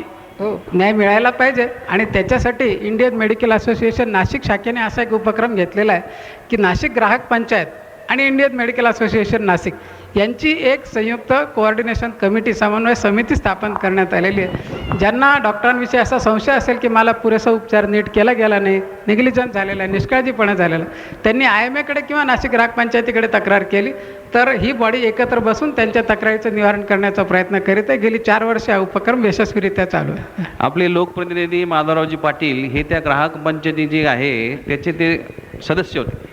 तर त्यांनाही काहीतरी प्रश्न विचारायला आपण पाहिजे, त्यांना संधी द्यायला पाहिजे. त्यांचं काय मत आहे याच्याबद्दल? नमस्कार.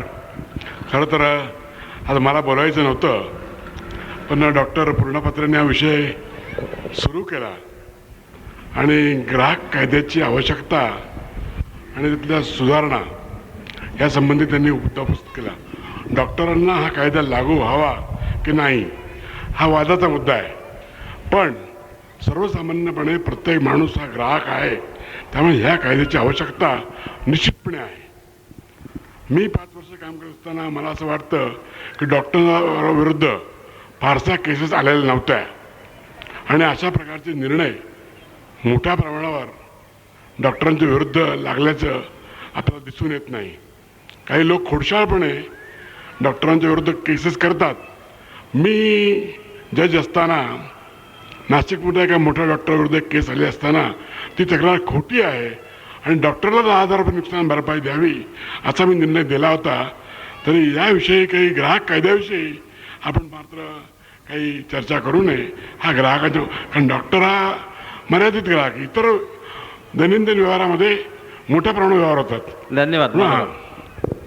धन्यवाद. सुधाकरराव कुलकर्णी, आपल्याला प्रश्न आहे की पाईल, स्पेशुला, बगेंद्र याच्याबद्दल अनेक गैरसमज, अनेक पाईल स्पेशालिस्ट, बगेंद्र स्पेशालिस्टच्या पाट्या इकडे तिकडे आपण बघितल्या जातात. तेव्हा आणि ते ऑपरेशन केलं की संडासचा कंट्रोल जातो, असा एक एकंदरीत त्याचा हे आहे. तर त्याच्याबद्दलचा जो गैरसमज आहे तर त्याच्यावर जर आपण थोडं मार्गदर्शन केलं तर बरं होईल. आणि जो काही सध्याचे ऑपरेशन म्हटलं का प्रचंड खर्चाशिवाय काही हेच नाही. म्हणजे कुठलंही एक छोटं ऑपरेशन म्हटलं का खूप बिल येतं. त्याच्याबद्दल काय आपलं मत आहे? सर्वप्रथम पाईल्स, फिशर आणि फिस्चुला. फिस्चुला म्हणजे भगेंद्र, पाईल्स म्हणजे मूळव्याध. ह्या 3 गोष्टींसाठी अतिशय गैरसमज मनात बाळगून अगदी सुशिक्षित लोकांपासून अशिक्षित लोकांपर्यंत, समाजातल्या सर्व थरातले, अतिशय श्रीमंतापासून अतिशय गरिबापर्यंत सर्व थरातले, सर्व शैक्षणिक पात्रतेचे लोक सर्जनकडे, म्हणजे MS झालेल्या एखाद्या सर्जनकडे ऑपरेशन, मी वसंत पवार आमच्यासारखे जे सर्जन आहे त्यांच्याकडे न येता हे जे भोंदू डॉक्टर आम्ही जे म्हणतो, जे क्वॅक्स आम्ही म्हणतो, अशा लोकांकडे जायला तयार होतात. त्याचं अट्रॅक्शन एकच आहे की ते लोक म्हणतात आम्ही विना ऑपरेशन तुमची मूळव्याध बरी करतो, विना ऑपरेशन तुमचं भगेंद्र बरं करतो, असं एक मोठं अट्रॅक्शन आहे. आणि त्याच लोकांनी या सगळ्या लोकांच्या मनात एक अतिशय मोठा गैरसमज घालून दिलेला आहे की हे ऑपरेशन जर सर्जनकडे केलं तर तुमचं ऑपरेशन नंतर तुमचा कंट्रोल जाईल आणि कंट्रोल गेल्यानंतर तुमचे हाल आयुष्यभर होतील, असा एक गैरसमज मनात ठेवल्यामुळे तो माणूस सर्जनकडे याला घाबरतो. पण हाच त्याचा गैरसमज काढण्याचं काम आमच्याच लोकांनी करायला हवं. आज दुःखाची गोष्ट अशी आहे की डॉक्टर लोक पेशंटशी जास्त जवळीक सांधून त्याशी त्याला विश्वासात घेऊन त्याशी वागत नाहीत. कारण प्रत्येकाला वाटतं मी फार बिझी आहे, मला अजिबात वेळ नाही, त्यामुळे तो आपला फक्त डायग्नोसिस सांगतो, ऑपरेशन करायला लागेल, इतका खर्च येईल, इतके दिवस राहायला लागेल बाहेर. त्या माणसाला काही त्याचे प्रश्न काय असतील, त्याची शंका काय असतील, त्याच्या शंकाचं निरसन करणं हे काम करतच नाहीत. आणि त्यामुळे ही जी कम्युनिकेशन गॅप आहे, हे आपलं जे संवाद साधत नाहीत, त्यामुळे हे प्रश्न होतात. आणि ह्याच्यासाठी मी एकच सांगतो की मग मी असं त्या माणसाला सांगतो त्याच्या मनात विश्वास निर्माण होण्यासाठी की तुला जर हे ऑपरेशन करून माझ्याकडे ऑपरेशन केल्यानंतर तुझा जर कंट्रोल गेला तर मी ह्या खुर्चीत जे 22 वर्ष बसलो आहे ते इथनं उठून तुझ्या घरी धुणं भांडी करायचं काम करीन उद्यापासून. हे जोक्स अपार्ट, म्हणजे आपण विनोद म्हणून ह्याच्याकडे बघितला, हा भाग वेगळा, तरी पण त्याच्या मनात एक कॉन्फिडन्स निर्माण व्हायला याचा फार उपयोग होतो.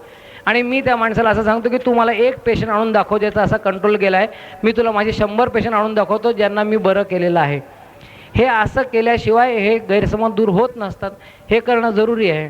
आणि ऑपरेशनचा खर्च का वाढतो हे आत्ता डॉक्टर पूर्णपात्रेने तुम्हाला सांगितलेलं आहे की ग्राहक संरक्षण कायद्याची एक तलवार डोक्यावर ठेवल्यामुळे कुणीही आपल्या हॉस्पिटलमध्ये रिस्क घ्यायला तयार होत नाही. थोडंसं सिरियस काय असेल तर आपल्या हॉस्पिटलमध्ये न करता मोठ्या हॉस्पिटलमध्ये करतात. मोठ्या हॉस्पिटलमध्ये गेलं की तिथले ओव्हरहेड्स तुम्हाला वाढणार. मोठं हॉस्पिटल आहे, त्याचं व्यवस्थापन मोठं आहे, पगार जास्त प्रमाणात आहेत. आणि ह्या सगळ्या गोष्टींचा जो त्या चक्रामध्ये तो पेशंट स्वतःला अडकून घेतो. आणि ह्याच्यातनं जर बाहेर पडत असेल तर श्रद्धा हा एक सगळ्यात मोठा भाग आहे. आपण देवाकडे जातो ते पण श्रद्धेने आपण नमस्कार करतो आणि आपल्या सगळे सांगतात की बा श्रद्धेने नमस्कार केला तर तुमचं काम होणार आहे. तुम्ही श्रद्धेने जर एकाच डॉक्टरकडे गेलात तर तुमचं काम नक्कीच चांगलं होईल. श्रद्धा नसेल तर तुम्हाला हे सगळे भोगावं लागणारच आहे. धन्यवाद. इलाज काय आहे आणि काय त्याचे कारणे आहेत? त्याला काही आर्टिफिशियल कृत्रिम सांधा असा जो काही असतो तो कृत्रिम सांधा वगैरे बसवता येतो का? याच्याबद्दल जरा आपण मार्गदर्शन करा. गुडघेदुखी सगळ्यांना होणारच. कोणाला लवकर होते, कोणाला उशिरा होते. ज्यांना आजार असतात त्यांना लवकर होते. वय 55 आणि 60 नंतर गुडघेदुखी नाही असं कोणी नाही. कारण निसर्गाचा तो नियम आहे, जी वस्तू बनवलेली ती झिजणार आहे. डोक्यावरचे केस जाणार आहेत, चष्मा लागणार आहे, पोटदुखी उद्भवणार आहे, गुडघे दुखणार आहेत. गुडघेदुखीसाठी लगेच सांधा बदलायची काही गरज नसते. सांधा बदलण्याचे ऑपरेशन करतो आम्ही. खुब्याचा सांधा बदलता येतो, गुडघ्याचा सांधा बदलता येतो. या सर्व आजारांमध्ये जर प्रायमरी आजार दुसरा असेल, प्राथमिक स्वरूपाचा सांधा खराब झालेला आहे तर सांधा बदलता येतो. मी तुम्हाला आता गुडघ्याचा सांधा इथं दाखवतोय. हे सगळ्यांच्या शरीरामध्ये अशी हाडं आहेत आणि याचा हा सांधा आहे. या सांध्याला एक दुसऱ्यावर झीज होऊ नये म्हणून आवरणं असतात. ही सर्व आवरणं झिजून जशी बाटाची चप्पल खालनं वापरून झिजते तसे सांधे झिजतात. सांधे झिजले की दुखतात. मांडी घालून बसलेले देशपांडे सर उठ्यापाशी सारखे करतात, जिनावर खाली करतात, नको ते व्यायाम करतात या वयामध्ये, की हे गुडघेदुखी या वयामध्ये काही कारण नसताना सुद्धा होते. सांधे बदलायची सगळ्यात फॅड असलेलं मुंबई, मद्रास वगैरे ठिकाणी जरी असली तरी नाशकात सुद्धा ही सोय मी उपलब्ध करून दिलेली आहे. खुब्याचा सांधा बदलायला साधारणपणे 35-40 हजार रुपये खर्च येतो. गुडघ्याचा सांधा बदलायला 80,000 खर्च येतो. सांधा बदललाच पाहिजे असं नाही, त्याच्यावर जगणं शिका. धन्यवाद. धन्यवाद. डॉक्टर ठकार, एखादी गोळी घेतल्यानंतर एकदम रिॲक्शन येते असं म्हटलं जातं. आणि ती रिॲक्शन आली की एकदम पेशंट सिरियस होतो आणि धावपळ पळापळ सुरुवात होते. तेव्हा त्याच्याबद्दल किंवा एखादं इंजेक्शन घेतलं त्याची रिॲक्शन आली, काय काळजी घ्यायला पाहिजे, का असं होतं? हे गैरसमज आणि समज याच्यामध्ये रिॲक्शन हा शब्द सगळ्यांनाच माहिती झालेला आहे. आणि ॲस्प्रोॲनासिनपासून कुठल्याही गोळीची रिॲक्शन होऊ शकते किंवा तापाकरता कुठलंही क्रोसिन किंवा सदी गोळी घेतली त्याची सुद्धा रिॲक्शन येऊ शकते. रिॲक्शन कुठलेही जे औषध असेल ते बेसिकली ते केमिकल आहे आणि केमिकल पोटात गेल्यानंतर त्या पर्टिक्युलर इंडिव्हिज्युअल जो असतो त्याची ह्याची आणि हे झाल्यानंतर काय एक्झॅक्टली त्याचं होईल हे सांगता येत नाही, आधी पण सांगता येत नाही. ताप असलेल्या माणसाला आपण हजारो लोकांना एकच क्रोसिन नावाची जरी गोळी देतो, त्यातल्या काही 0.1% किंवा अशा लोकांना असं होतं की ती गोळी घेतल्यानंतर अनेक प्रकारचे त्याच्यापासून आजार होतात. शरीरावरती पुरळ येतं किंवा मग उलट्या व्हायला सुरुवात होते, रक्तस्राव होतो. कधी काही लोकांना त्यांच्यापासून ॲनाफिलेक्टी म्हणजे ज्याची जास्तीत जास्त तीव्रता असते, असे चक्करून खाली होऊन बेशुद्ध पडतात किंवा पल्स रेट कमी होऊन ब्लड प्रेशर कमी होऊ शकतं. पण हे आधी सांगणं कठीण असतं. म्हणून काही इंजेक्शन्सना ज्यांना रिॲक्शन याची शक्यता असते हे डॉक्टर काळजीपूर्वक पेनिसिलिनचे इंजेक्शन हे टेस्ट करून देतात किंवा दुसरं कुठलं कॉम्प्लिकेशन होणार असे इंजेक्शन ते टेस्ट करून देतात किंवा अशा प्रकारे दिलं तर हा आजार किंवा रिॲक्शन कमी होऊ शकतात. पण ते प्रत्येक पेशंटला रिॲक्शन आल्यानंतर खूप सिरियसच असतं असं काही नाही. आणि ती गोळी दिल्यानंतर रिॲक्शन आहे हे काय डॉक्टरची चूक नसते, कारण ताप होण्याकरता कमी होण्याकरता गोळ्या सगळ्यांनाच देतात. त्यातली पर्टिक्युलर इंडिव्हिज्युअलला काय रिॲक्शन आली आधी सांगता येत नाही आणि त्याकरता आपण त्याच्या उपाययोजना करू शकतो त्याच्यावर. डॉक्टर वसंतराव पवार, आम्ही आपणास देवदूत मानतो, तुम्ही एक उत्तम सर्जन आहात, पण आपण राजकारणात प्रवेश केल्यापासून पेशंटकडे आपण दुर्लक्ष करता का? नाही नाही नाही नाही नाही नाही नाही नाही नाही अहो, मी नेहमी ऑपरेशन्स हे करत असतो, पेशंटकडे बघितल्याशिवाय करमतच नाही. म्हणजे सुरुवातच दिवसाची होत नाही, पेशंटचा राऊंड घेतल्यानंतरच मी बाहेर पडत असतो. तेव्हा राजकारणात गेल्यामुळे पेशंटकडे दुर्लक्ष होतं हे म्हणणं बरोबर नाही. उलट प्रॅक्टिस कमी झाली, पैसा कमी गरम व्हायला लागला, एवढं आपला खिसा कमी गरम व्हायला लागला, एवढाच त्यातला हे आहे. उलट म्हणजे माझा लॉस आहे तो, पण शेवटी काय सगळ्या गोष्टी थोड्या थोड्या कराव्याच लागतात.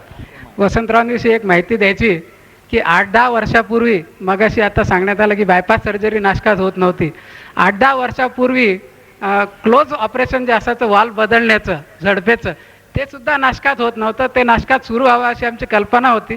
आम्ही बऱ्याच मोठमोठ्या हॉस्पिटलमध्ये गेलो, परंतु कोणीही हे रिस्क हॉस्पिटलमध्ये घ्यायला तयार झालं नाही.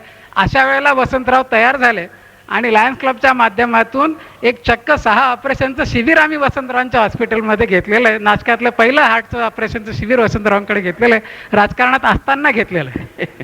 धन्यवाद. डॉक्टर कानडे, अनुवांशिकता आणि ते जे मतिमंद मूल तयार होतं तर त्याच्याबद्दल काही आपल्याला जरा सांगता येईल का? काय आहे मित्र, माणूस जे तयार होतो त्याला स्त्री आणि पुरुष या 2 घटक असतात, स्त्री बीज आणि पुरुष बीज. ते जे बी असतं ते आपण जसं लावतो तसं झाड, फळं, रंग, हाईट, बीट सगळं तयार होतं. तर त्याच्यावर जे असतात त्याच्यामध्ये chromosomes, amino acids, DNA, RNA, हा माणूस पुढे कसा होणार त्याचा तो कंप्लीट छाप असतो आणि तो माणूस तसाच पुढे वाढत जातो तो मरेपर्यंत. त्याच्यामध्ये फक्त जो फरक पडतो तो 30%, तो माणूस कुठे जगतो आणि त्याच्या सानिध्यात कोण येतं आणि त्याच्यावर कुठल्या घटकांचे काय परिणाम होतात, तसा तो माणूस तयार होतो. म्हणजे तो बुद्धिवान होतो का गुंडा होतो का काय होतो ते एक घटक बाहेरचे ठरवतात. परंतु आई वडिलांकडून आलेले जे काय गुण आहेत ते त्याच्यामध्ये निश्चित असतात. काही असे जे आजार असतात की ज्याच्यामुळे मेंदूची वाढ होत नाही आणि बाळं बुद्धीने कमी राहतं. जसं ट्रायसोमी 18 किंवा मंगोल सिंड्रोम किंवा टर्नर सिंड्रोम असे काही सेक्स डिसऑर्डर जे आहेत त्याच्यामध्ये बुद्धी कमी राहते.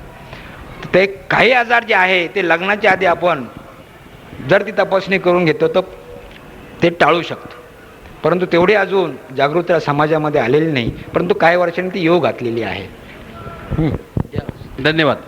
मित्रांनो, जवळपास आता संपत आलेला आहे आणि खास काही प्रश्न या ठिकाणी जवळपास सर्वांचेच प्रश्न आम्ही या ना त्या मार्गाने त्याची उत्तरं दिलेली आहेत. खरं तर आपलं सर्वांचं जे काही आरोग्य, आपला WHO डे असतो 7 एप्रिलला आणि त्यावेळेला एक नवीन घोषणावाक्य असतं शासनानं WHO जाहीर केलं होतं, active ageing makes the difference. म्हणजे एजिंग हे जे काही आहे, एजिइझम हा नवीन एक इझम सुरू झालेला आहे आणि याच्या जवळजवळ आपल्याला माहिती आहे की आपण इथं सर्व सिनियर सिटीजन लोक मंडळी इथे बसलेली आहेत आणि 7.5 कोटी लोक आपल्या भारतामध्ये हे 60 वर्षाच्या पुढचे आहेत आणि जगामध्ये 58 कोटी एवढी लोकसंख्या 60 वर्षाच्या वरील लोकांची झालेली आहे. तेव्हा या लोकांकडे बघण्यासाठी खास करून प्रयत्न करणं हे खरं महत्त्वाचं असं काम आहे आणि शासनाने ते जे काही उपक्रम या ठिकाणी राबवलेले आहेत.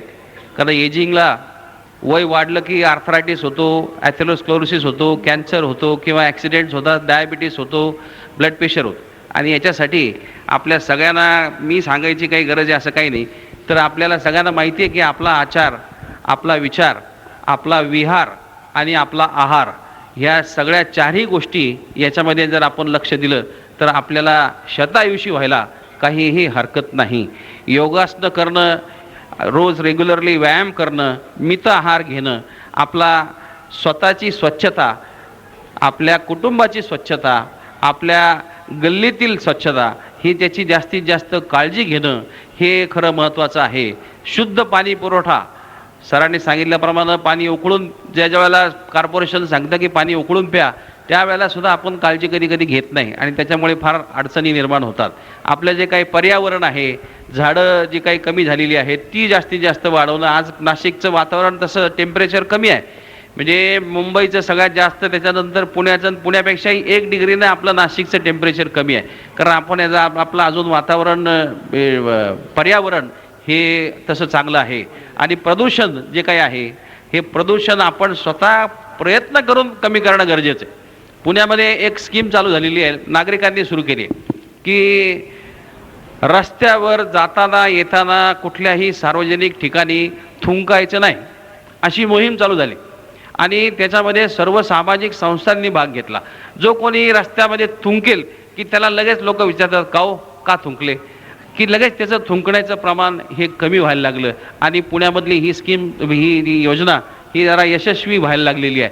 तसंच आपल्याला नाशिकच्या सगळ्या लोकांना जागृत होणं गरजेचं आहे.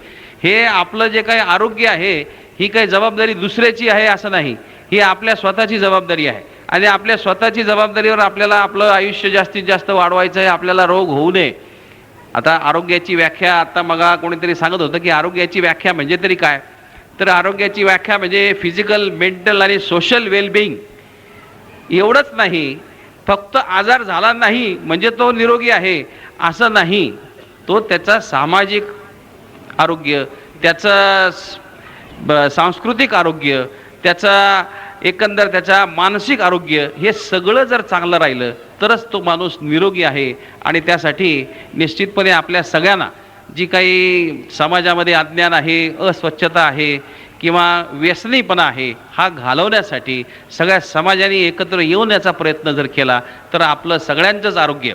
आपल्याला आता माहिती आहे की आपले नोबेल प्राईज विजेते अमर्त्य सेन यांनी याच्यावर फार मोठं भाष्य केलेलं आहे की भारताला गरज काय आहे, तर शिक्षण आणि आरोग्य या 2 गोष्टींची सर्वात जास्त गरज आहे आणि ती जर गरज आपण चांगल्या प्रकारे भागू शकलो तर आपल्या सगळ्या समाजाचं, भारतीय माणसाचं आणि त्याचबरोबर आपल्या सर्वांचं हे आरोग्य निश्चितपणे चांगलं राहू शकेल. WHO सांगितलं की health for all by 2000 AD, 2000 साली, आता 2000 साल फार लांब राहिलेलं नाही, पण आता सगळ्यांना सगळे हेल्दी झालेत का, तर नाही. अजूनही कम्युनिकेबल डिसीजेस, मलेरिया किंवा इतर सगळे आजार जे आहेत आणि त्याच्यासाठी आपल्याला हे 2000 सालचं जे काही आरोग्य आहे हे जवळजवळ 2007 ते 8-10 साली मला वाटतं ते टार्गेट पूर्ण होण्याची शक्यता आहे आणि त्यासाठी आपल्या सगळ्यांनी याच्यामध्ये इन्व्हॉल्वमेंट करणं हे अत्यंत गरजेचं आहे. ते जर आपण केलं नाही तर शेवटी आपण कुठंतरी आपल्या जबाबदारीला मुकतो आहे, ती टाळतो आहे असं या ठिकाणी होऊ शकेल. सध्याच्या याच्यामध्ये काय कमतरता आपल्या जे काही आहेत त्या आपल्याला माहिती आहे की शहरी आणि ग्रामीण, आता आपण शहरात राहतो पण शहरात सुद्धा औषधांची कॉस्टसुद्धा फार झालेली आहे. मेडिकल बिल जे काय आहे ते सध्या जास्तीत जास्त वाढलेलं आहे. सगळ्या फॅसिलिटीज जरी आल्या तरी कॉस्ट परवडते की नाही हा फार महत्त्वाचा मुद्दा याच्यामध्ये आहे आणि त्याचीसुद्धा काळजी आपल्याला जर असे प्रश्न आहे तर ग्रामीण भागात काय होत असेल, ही ग्रामीण आणि शहरी जे काही तफावत आहे ही वाढायला लागलेली आहे. ग्रामीण भागामध्ये डॉक्टर आहे तर औषधं नाहीत, औषधं आहे तर डॉक्टर नाहीत. अशा प्रकारची परिस्थिती तिथल्या पेशंट्स रुग्णांना ही सामोरी जावी लागते. आणि नाशिक शहरामध्ये आपण बघतो की पूर्वीची वसंत व्याख्यानमाला आणि आत्ताची वसंत व्याख्यानमाला याच्यामध्ये किती फरक पडला. पॉप्युलेशन वाईज ही फार मोठा फरक पडलेला आहे. आणि आता नाशकामध्ये वसंत व्याख्यानमालेच्या सोबत वसंत व्याख्यानमालेमधूनच प्रेरणा घेऊन अनेक ठिकाणी व्याख्यानमाला सुरू झाल्यात. आणि हे म्हणजे शहर किती वाढतं आहे. बाहेरचे जे काही कामधंद्यासाठी लोक या ठिकाणी येतात, शहरीकरण जे आहे हे फार मोठ्या प्रमाणावर होतं आहे. आणि याच्यासाठी आपण सगळ्या नागरिकांनी जागरूक राहणं हेच खरं अत्यंत महत्त्वाचं असं आहे. आणि ते जर आपण जागरूकता या ठिकाणी दाखवली, आपलं आरोग्य शिक्षण हे जर आपण चांगल्या प्रकारे या ठिकाणी ठेवलं, अंधश्रद्धा निर्मूलन आपण चांगल्या प्रकारे हे केलं. आणि सर्वात महत्त्वाचा जो मुद्दा आमच्या चर्चेत आला नाही की आपण आपला मेडिक्लेमची पॉलिसी, इन्शुरन्स पॉलिसी प्रत्येकानं या ठिकाणी घेणं गरजेचं आहे. सगळ्यात जास्त डेथ्स होतात त्या ॲक्सिडेंटमुळे होतात असं जवळपास आपल्या नाशिकच्या परिसरामध्ये दिसून येतं. आणि म्हणून आम्ही बऱ्याच सहकारी संस्थांनी त्यांच्या सभासदांचा अपघात विमा योजना ही लागू केलेली आहे. तेव्हा मेडिक्लेम पॉलिसी आपण काहीतरी करून घेता जर आली तर त्याचा फार मोठा फायदा हा निश्चितपणे आपल्या सगळ्यांना या ठिकाणी होऊ शकेल. आणि त्याचबरोबर निर्व्यसनी समाज निर्माण करण्यासाठी आपल्या घरातल्या मुलाबाळांना, आपल्या शेजारी पाजारी मुलांना आपली जी काही तटस्थताची भूमिका असते ती सोडून द्यायला लागेल. गल्लीमध्ये काहीतरी वेगळं काही चालू असेल तर आपण म्हणतो आपल्याला काय करायचं आहे, आपल्याला काही त्याच्यात लक्ष द्यायचं नाही, आपण आपलं काम करायला निघून जातो. पण हे सर्व आपण इथं सिनियर सिटीजन आहात, सर्वात जास्त मेजॉरिटी आहे त्यांची आहे, तेव्हा आपल्याला हा अधिकार आहे, वयपरत्वे आपल्याला अधिकार आहे. आणि तरुण मंडळींना आपल्या ज्या चुका कोण करत आहे त्यांना त्यांचा कान धरण्याची जबाबदारी ही सुद्धा आपण या ठिकाणी पार पाडणं हे अत्यंत महत्त्वाचं असं आहे. आणि ते जर आपण केलं तर मला वाटतं या ठिकाणी आपण चांगल्या प्रकारे हे सुखदायी जीवन, आरोग्यदायी जीवन हे जगण्यास पात्र होऊ. मित्रांनो, दुसरा एक मुद्दा आपल्याला सांगायचा राहिला की आपण सगळ्यांनी, आपल्या चर्चेमध्ये आला नाही पण आपलं डोनेशन, ऑर्गन डोनेशन म्हणजे डोळ्याचं नेत्रदान, देहदान किंवा त्या याच्यामध्ये जास्तीत जास्त आपल्या याच्या दानाचा भाग जो काही आहे हा जास्तीत जास्त करणं हे गरजेचं आहे. आपल्या शरीराचा सुद्धा शेवटपर्यंत वापर हा सगळ्या समाजाला, विद्यार्थ्यांना हा चांगल्या प्रकारे व्हावा, दुसऱ्या रुग्णांना चांगला व्हावा. आपली किडनी, आपला ॲक्सिडेंट झाला, आपल्या ब्रेनला डॅमेज झालं पण आपली किडनी चांगली आहे, पण अशा वेळेला दुसऱ्याला जर द्यायचे असेल तर त्याचं विलपत्र हे आत्ताच आपण करून ठेवणं हे अत्यंत महत्त्वाचं आहे. आपल्या मृत्यूनंतर आपला देहदान, आपल्या कॉर्निया किंवा नेत्रदान याची सुद्धा आपण तयारी आपण हे नेहमी ठेवणं गरजेचं आहे. रक्तदान तर आमच्या सगळ्या तरुण पिढी ही जास्तीत जास्त करतच आहे. त्याच्यामुळे ही दानाची जी काही परंपरा आहे भारतीय संस्कृतीमधली ही सुद्धा आपण या ठिकाणी जास्तीत जास्त पाळणं हे अत्यंत महत्त्वाचं असं हे ठरणार आहे. तेव्हा मी आपल्या सगळ्यांना पुन्हा एकदा धन्यवाद देतो. वसंत व्याख्यानमालेच्या सगळ्या कार्यकर्त्यांना धन्यवाद देतो. आपले माधवरावजी पाटील यांनाही धन्यवाद देतो की त्यांनी सुद्धा याच्यात सहभाग घेतला आणि ह्या परिसंवाद यशस्वी करण्यास मदत केली. त्याबद्दल आपल्या सर्वांना मनपूर्वक धन्यवाद देऊन हा आमचा परिसंवाद संपला असं मी जाहीर करतो. धन्यवाद. कृपया श्रोत्यांना विनंती आहे की सर्व महत्त्वपूर्ण डॉक्टर आपला अतिशय महत्त्वाचा वेळ खर्च करून या ठिकाणी आपल्या शंका निरसन करण्यासाठी थांबलेले आहेत. कृपया त्यांचं आभार प्रदर्शन करणं आपलं कर्तव्य असल्यामुळे 2 मिनटं कृपया थांबावं. आजचा हा आरोग्यविषयक शंकांचा परिसंवाद अतिशय रंगला आणि सर्व मंडळींनी अतिशय समर्पक उत्तरं आणि आमच्या श्रोत्यांचे समाधान होईल अशा प्रकारची उत्तरं दिली आणि आमच्या श्रोत्यांची मनं जिंकली. तर या मनं जिंकणाऱ्या संघाचं नेतृत्व करणारे डॉक्टर वसंतराव पवार यांचा सत्कार मालेचे अध्यक्ष श्री माधवराव पाटील यांनी लघुवस्त्र आणि श्रीफळ देऊन करावा अशी मी त्यांना विनंती करतो.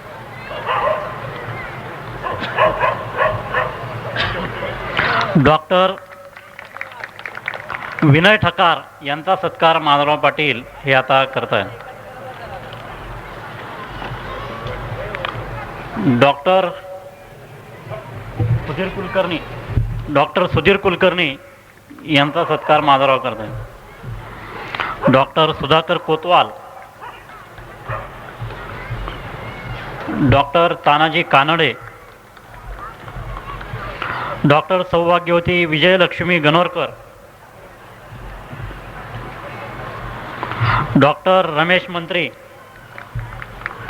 Doctor Satish Patil, doctor Shrikant Purnapatre, doctor Manohar Pawar, doctor Shirish Deshpande आणि 11व्या संघाच्या पाठोपाठ आलेले राखीव खेळाडू डॉक्टर विजय घाडगे. उद्या या ठिकाणी सौ विद्या ओक, मधुकर वैशंपायन आणि सौ शशिकला वैशंपायन यांचा वैदिक कलापासून भारतीय संगीताचे आविष्काराचे पैलू हा प्रात्यक्षिकांसह असलेला कार्यक्रम होणार आहे. कृपया आजच्याप्रमाणे उद्या उपस्थित राहावे. सर्व रसिक श्रोत्यांचे आभार. धन्यवाद.